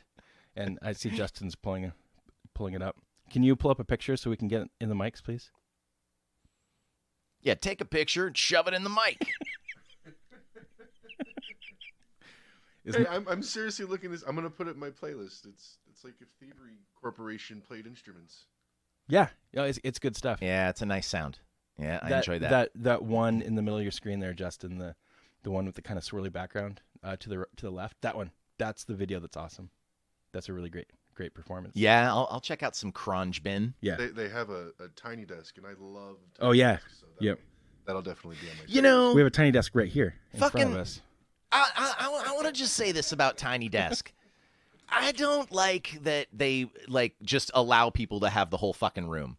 Like at some point it went from actually being about the tiny desk and like really limiting what people could bring in there and what they could work with. Mm-hmm. And then it just became about, like bring your 6-piece orchestra in here and, like what the fuck? Like you had a good concept. And I understand like these people come in and they give good performances. And I've seen lots of Tiny Desk performances that were good that where they didn't stick to the desk. Yeah. But it's like, then call it something else. Right. Call it Around the Desk. Around the Desk or Big Desk or whatever, but don't fucking let I don't like that. I don't like when people get too fucking big for their concept, so they just throw it in the garbage.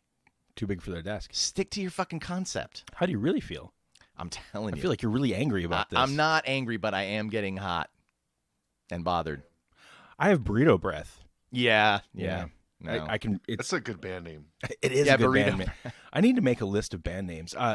My daughter came up with one the other day that was brilliant, and I can't really remember what it was, but it was something like Back Alley Bill and the Egg. Back Alley Bill and the Egg. Yes. I imagine just like a rotting hard-boiled egg that's fallen out of the trash, and Back Alley Bill's like, well, hey, that's good eating. What I really like is because most bands are like this thing and the plural of something. Okay. It's like Nick Loiacanos it's Nick Loiacano and the Loiacanos, sure, or whatever. But this is like this dude and this other one thing. So it's singular. It's not plural. It's the egg. So you just picture like this Back Alley Bill and the egg. It's like a letdown. Sure. It's always like you start small and you go big, and this is just like this dude and then fucking egg. Yeah. That's not very exciting. Yeah. But it makes me crack up every time. Mr. Fantastic and the loose piece of drywall. Yeah. Right. Exactly. Yeah. When Aglock broke up, we'd always joke about it's Jason and the Aglocks. Oh yeah, that's good. Yeah, it'd be cool. Kind of like the Argonauts, but the Aglocks. The Aglocks. I got it. Yeah. All right. Time for my last song. It's Queen.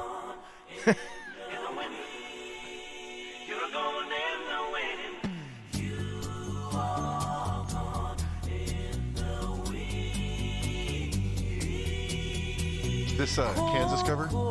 It is not, as far as I know. Did Kansas ever do any songs in Japanese? No, just one about the wind.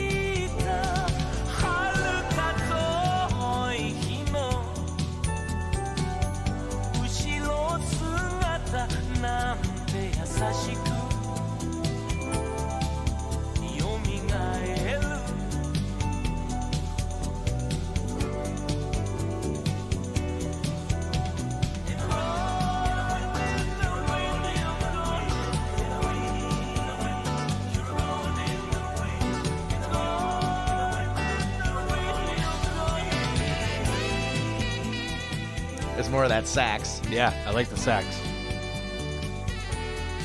Although I feel like there's too much sax and violins in music these days. Yeah, I agree. Yeah. Think of the children.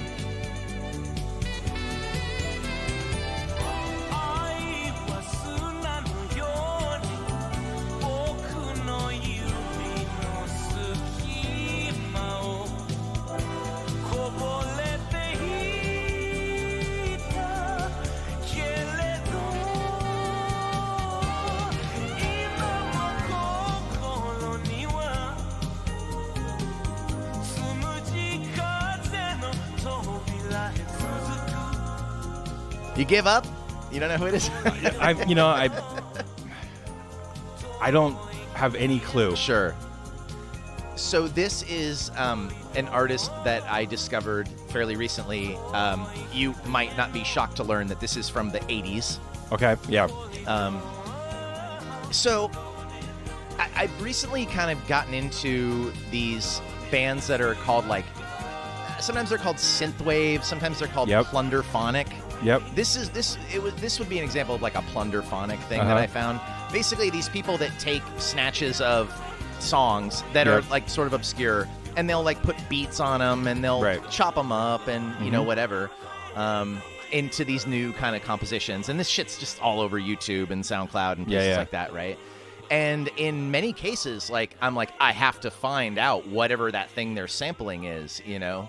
Oh yeah, that's cool. In fact, whosampled.com has become like one of my favorite websites. Right. Because every like cool rap beat over the years that I was like, oh, I always wanted to know where that bass lick came from or whatever. Yeah. You just go there and you find it, and I'm discovering all these bands that were, that people knew about in the 60s or the 70s or whenever they were around. But sometimes I'm finding like really obscure stuff, or I'm finding things from, that other countries and stuff that just wouldn't have been exposed to here. Right. So he's an example. That's an example of a song that I came across that way. And his whole catalog is just super cool, mellow, like soft stuff, but with that 80s aesthetic, just dripping with that 80s aesthetic. Mm-hmm. So his name is Tatsuro Yamashita, and that song is called Wind Corridor. Ooh, Wind Corridor. Yeah, Wind Corridor. The land of wind and ghosts. Yeah. Yeah. I just, like I said, I just kind of came across it because somebody sampled it heavily in this little thing. And yeah, he's got tons of great shit. And that's that sound was there was something that was very popular in Japan in the 80s, and they knew it as city pop. Okay. So yeah, a lot of bands with that kind of like it's like a little bit smooth jazz, and it's a little bit like soft rock. And, yeah. You know, like, yeah, like I'm actually, you know, I find as I'm getting older. I mean, when you're younger, when you're in your 20s and you're in bands, and you know, like everybody's all like trying to, you know, fucking outcool each other, right? And like you know, you never admit when you like you have guilty pleasures and bands that you listen to, but you would never tell anybody about. Right. And you know, like, and yeah, like in the last few years, I've been like, fuck it, I love disco. Yeah. I really fucking love a lot of. I mean, not, you know, there's good disco and there's bullshit, you know. But I was like, no, I'm a bass player. Like, I love a funky ass bass line, and there's a lot of good bass lines in disco. Yes, there is. And like I've found that there's like a fair amount of like smooth jazz that I actually like. Yeah. Now, you know, there's the cheeseball, cornball, like Kenny G shit. I mean, sorry, Kenny G fans or whatever. You know, like some of that stuff is just like a little too cloying and sentimental and schmaltzy. You know, like schmaltzy, right? But I think one of the things that I found with like a lot of these synthwave bands, you know, like I really like this band called Washed Out. Mm-hmm. They famously they did the theme song for Portlandia. That's a Washed Out track, right? And it's, you know, it's a band that started in 2010 or whatever it was, but it's just got this 80s, like this like oppressively 80s sound. Like that's their sonic font, for lack of a better word, right? Like, and they go with that, and you know, in a way, it's like sort of a like a, I don't know. There's only so far you can sort of take that stuff, and it's a throwback and it's a retro thing. But I do, one of the things I do like about, you know, as time moves on and people go back and listen to the stuff from the 70s or the 80s or whenever, right? Yeah. And, you know, maybe the recording process wasn't so good, or, you know, like the riff is good, but it's, you know, the rest of the song, you know, people just go and they find like the good parts or the, you know, the hooks, the things that kind of get them going. And, you know, they're able to like throw a sick beat behind it, right? And like bump it up in the mix, and you know, in some ways kind of like transform it, you know? Yeah. And if they do it right, they give credit to the original artists and all that kind of stuff. And you're able to discover this stuff that, you know, you never would have come across. You're never going to hear it on the radio. No. What even fucking is radio anymore? You know, radio is YouTube. Yeah. So anyway, you know, just kind of fell down this rabbit hole of city pop, Japanese city pop, and there was actually a lot of really good artists like in that, you know, playing in that genre. And that guy, Tatsuro Yamashita, is one of the better ones that I discovered. And like, yeah, like he did a bunch of records that are all pretty fucking great. Yeah. Interesting. Mm-hmm. Obviously, never heard of that guy. Yeah. I heard about him like 6 months ago. Yeah. Nice. All right, so I have one last one. Okay, but you get to pick. Again? Yes. Okay. Because I can't decide. I have one that dovetails nicely off of yours. Okay. I also have one that I want to play you. I want to play you both, but one dovetails, one does not. One is a total 180-degree turn. Let's do that. The 180-degree? Yeah, play the one you really want to play. And yeah, if it's really different, that's cool too. Okay. This is also a 20-minute song, so I'm just going to play part of it. Okay.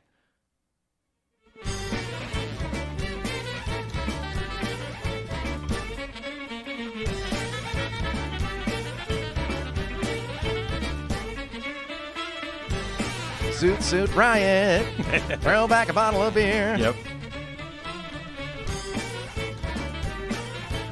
I was not down with that swing revival that happened. Oh, hell no. Scrolling that zippers and yeah, stuff? That was no. No.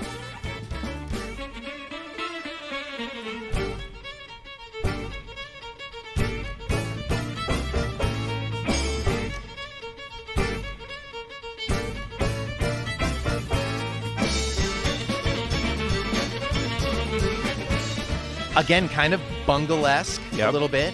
Yep. More of a Middle Eastern kind of feel.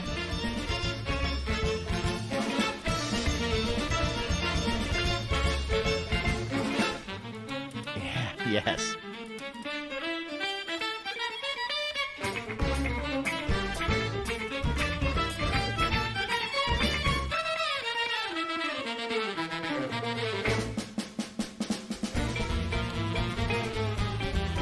Yeah, this fucking cooks. Yep.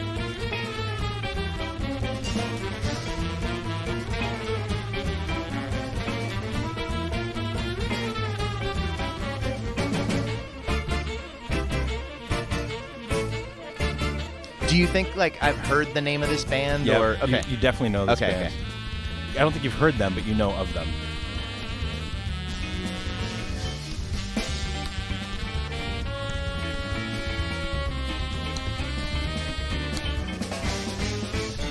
I mean, is this like Secret Chiefs 3 or? You're extremely close. Okay.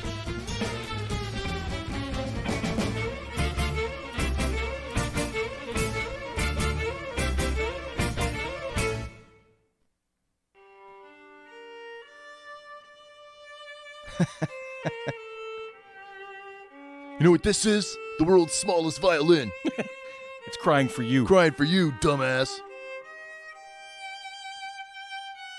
It's not like a stratosphere It's or... a stratosphere. It is? Yes. Okay. Yeah, good call. So, share some mumbers. They share some mumbers. They have shared members with Secret Chiefs 3. Mm-hmm. They were on Web of Mimicry, Trey's label. Mm-hmm. Did 4 or 5 records, broke up a while back. They were absolutely phenomenal. Like, they're the best musicians. They just, when I first discovered a stratosphere, for me, Bungle was like the top tier as far as musicianship goes. Like, these guys kill them. I mean, these guys are so fucking good. And you haven't heard it yet, but they do get into like Naked City territory where they do like grind and then death metal, and they mix it all together with like this klezmer type stuff. Yeah. They're so fucking amazing.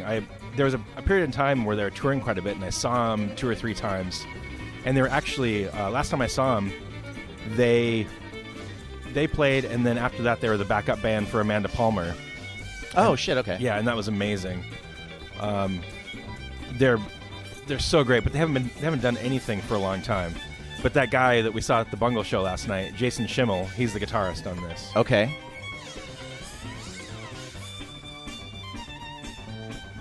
And this is off of their first record, which would have been early 2000s. Yeah, you're right. They've been going a while. Yeah. And this guy has, this band has Kevin Kometz. Kevin Kometz, what's that instrument called? It has the paddle things, Japanese. A shamisen. Yes.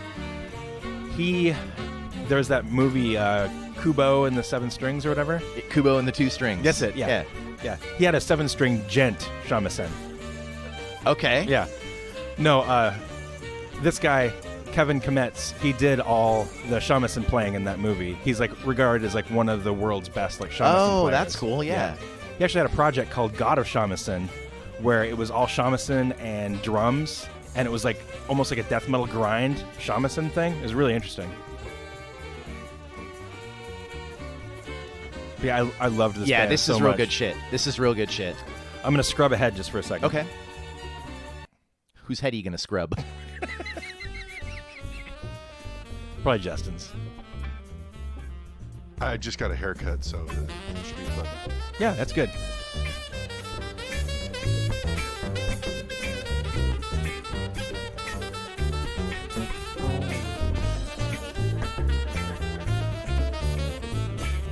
So yeah, pretty great stuff. Yeah, this is really good. I'm going to scrub Justin again here.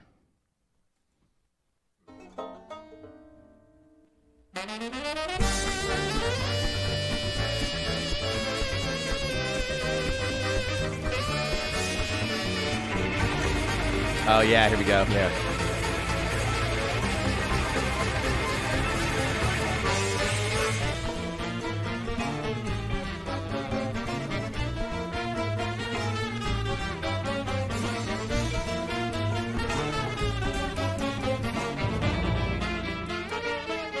I mean, yeah, and you know, like, horns have become really attractive to me in recent years. Like, Horns have been attracted to you? yeah, well, yeah. I'll be walking down the street, skunk, you know, it's Some just kind a of horn. fucking- Like, God damn it, another horn. some kind of fucking twisted elk is walking by and just like shoots right towards you. Fucking rain truck. It's a daily thing now. Yeah. I've been talking to my doctor about some kind of horn repellent.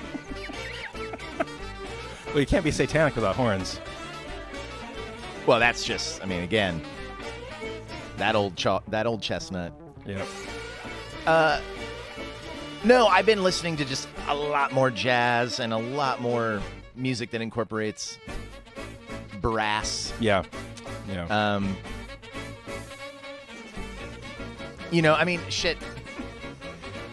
I can't remember if you and I were talking about this, but it was, it's 2020. It's 2020, right? And so everybody was doing the decade retrospectives. Oh, yeah, right? yeah. Uh-huh. And so Billboard put out, like, the top 10 rock songs of the 2010s. And,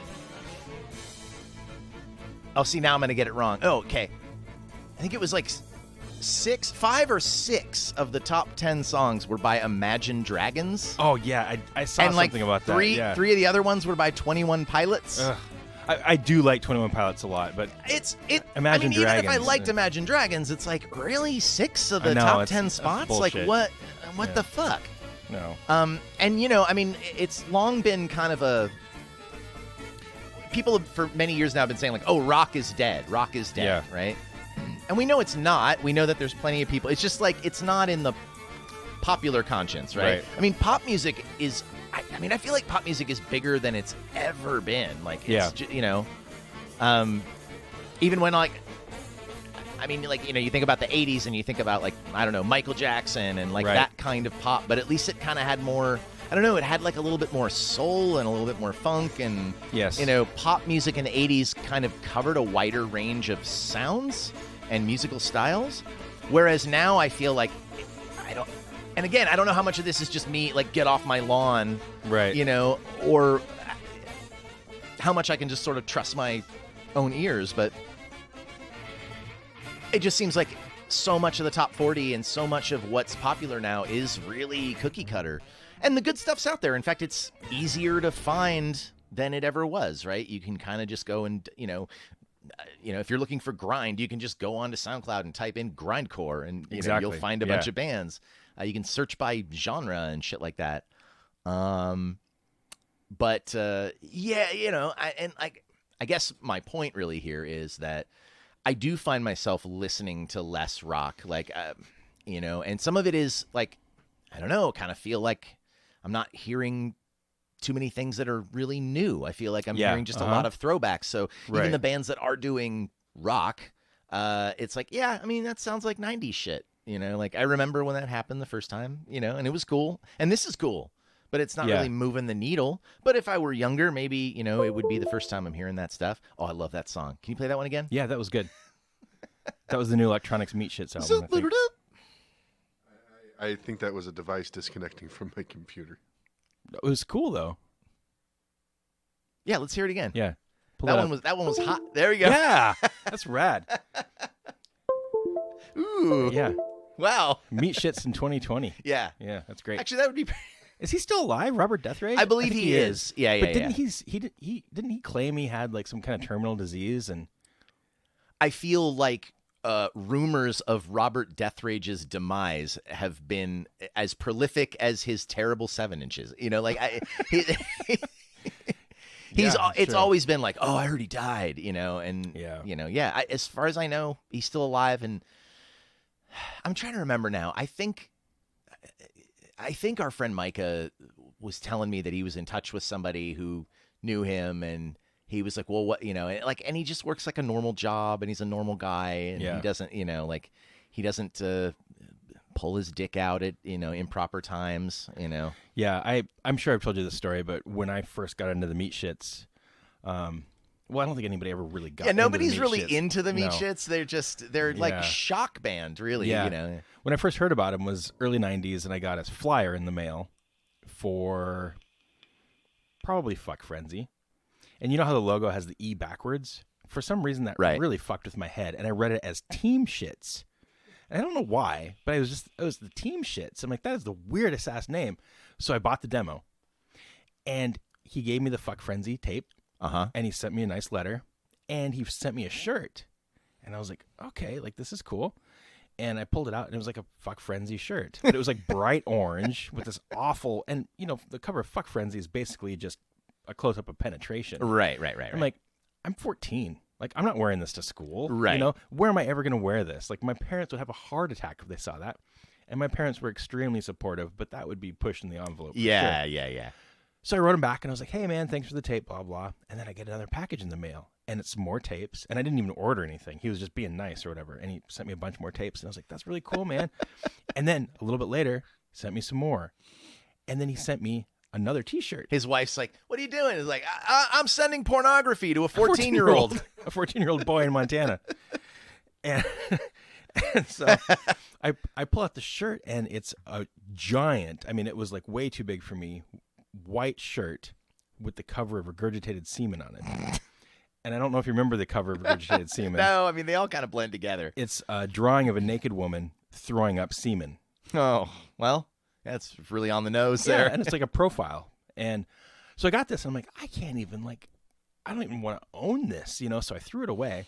And I wrote back to him, but I was nice. I was like, you know, thanks for sending me all this stuff. Because I did appreciate getting the tapes, because it was blowing my mind. I had no frame of reference for that style of porno grind or whatever. And it's pretty funny. Like, it really, like, to hear it, it's, you know, it's musically not anything really, but it's pretty fucking funny. Yeah. You know, like some of it. You know, and I was into stuff like Napalm Death and Carcass and all that, but I didn't know that format of like that porno grind. Very format. titillating when you're 14 too. Like, you know, this is weird. So I really appreciated that. But then I just said, you know, my parents would have a problem with the shirts. Could you please stop sending me shirts? Stop sending me Regurgitated Semen shirts. And he wrote back, and he sent me another fucking Regurgitated Semen shirt. And so I had to throw that away too. But I had to like throw these things away and like hide them. You know, I didn't want my mom seeing it in the garbage. I don't think it would be a huge deal, but they were very trusting, and I didn't want them to be like, if this is what you're getting in the mail, like unsolicited from some fat fuck in Fresno, California. Modesto. Right, Modesto. Sorry.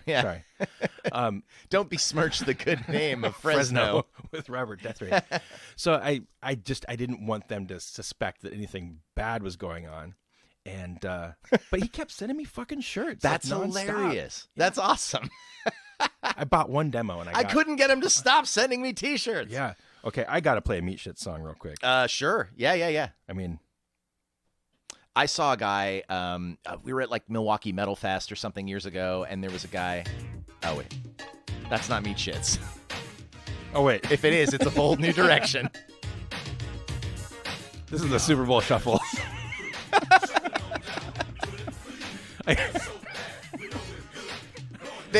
You search for Meat Shits, and I know this pops up. The YouTube algorithm is... I get the two confused often. It's just like L.A., Los Angeles, Meat Shits. The Meat Shits should cover the Super Bowl Shuffle. And vice versa. Yeah.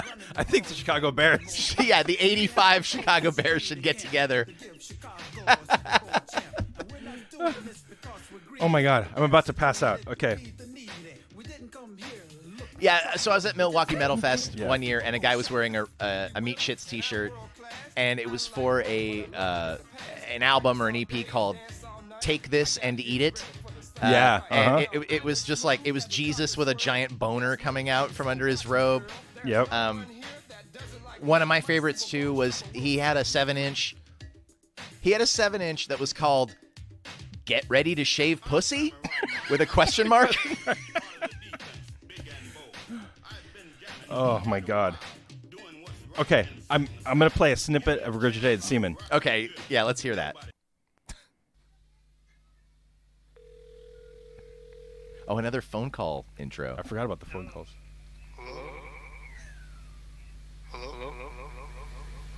Hello? Hey, what's going on, man? Your phone sounds pretty funny. You should fix it. What's going on, man? Hey, dude. Who's this? Hey. Man, your phone is messed up, dude. Hey.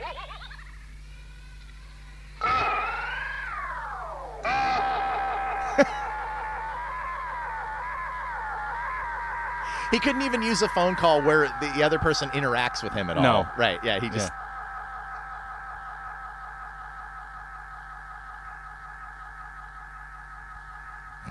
It's like all the substance are in the intros. Yeah. Come on, Robert, get to it. Yeah. Yeah, I want to hear some porno grind. Oh, my God. Come on, Robert. I'm going to scrub. Come on.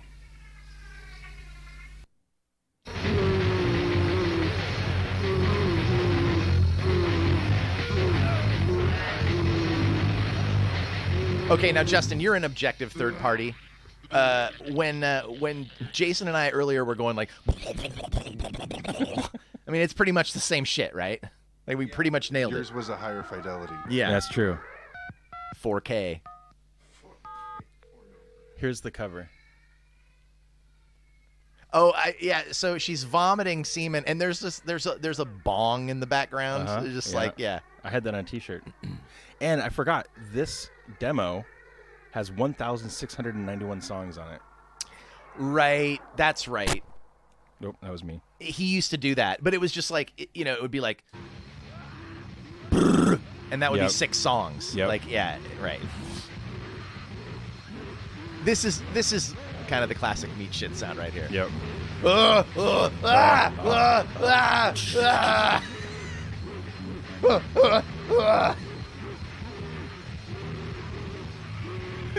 God.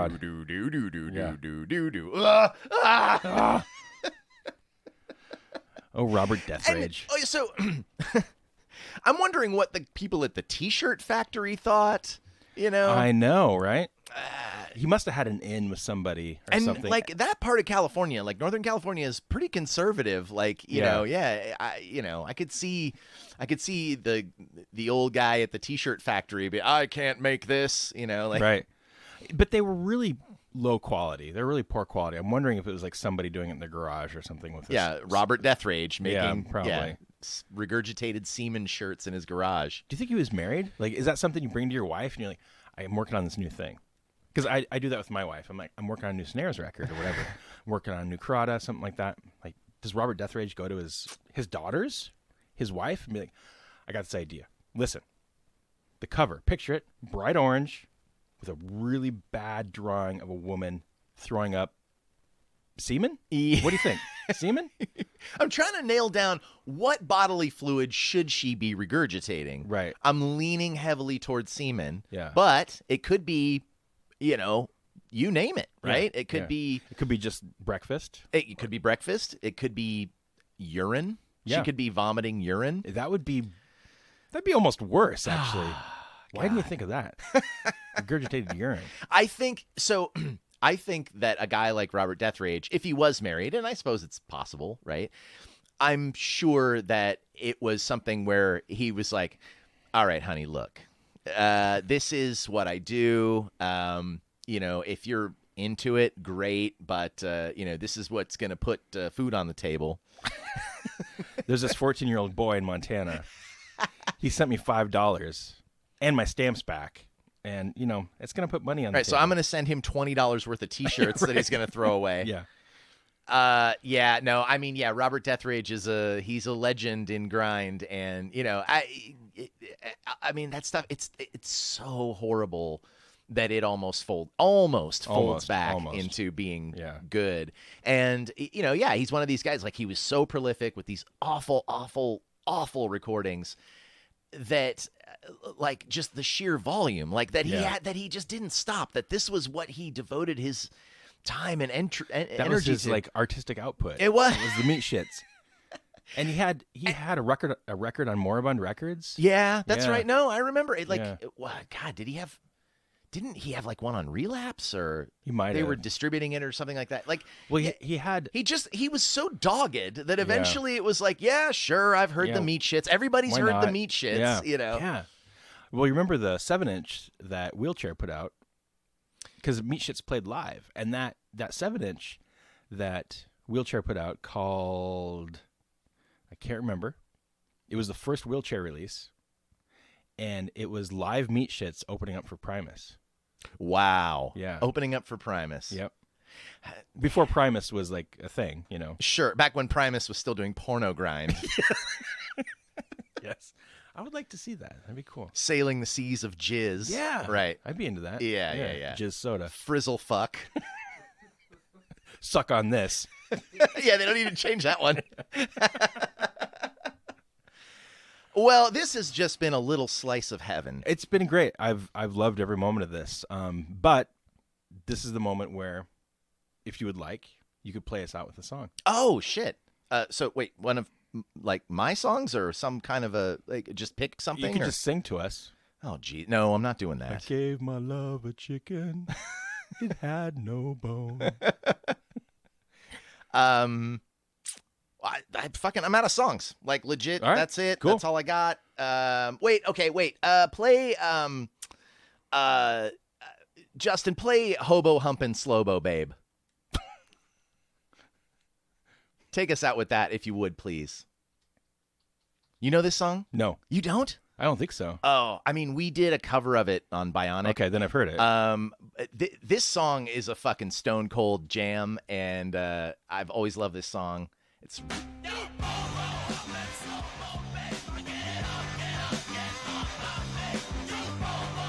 oh yeah, I think I remember you. Know this one? Yeah. Yeah.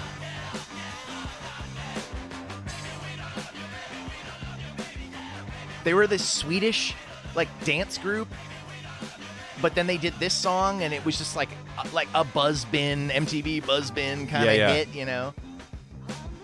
The video is just from another fucking planet.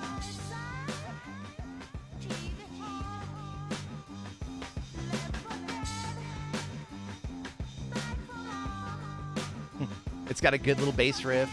Yeah. And then when it gets to the chorus, it's just this noisy, crazy, you know. Did she just lick his armpit? She did. She licked his armpit. I like that. This is really cool, but what I really meant is if you wanted to play one of your own songs. Well, that's why I asked you, and then you were like, you know, well, I mean, sing Chicken Without a Bone. Yeah. What is that song called? I Gave My Love a Chicken? I don't know. I just know it from The Simpsons.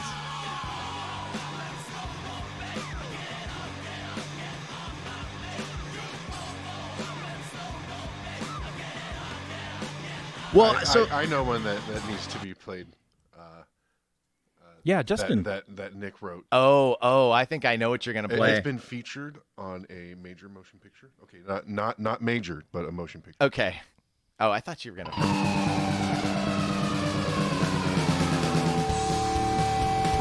This is called Boys Night Out. Nice. Boys Night Out. Boys Night Out. When the world is burning down, grab the lights and hit the town. We'll start our own apocalypse, breaking heads and busting hips. Nice. Shout out, throw out, beat down. Shout out, throw out, beat down. Boys Night Out. Fight some dudes, muscle bound. Grab his neck and reach around.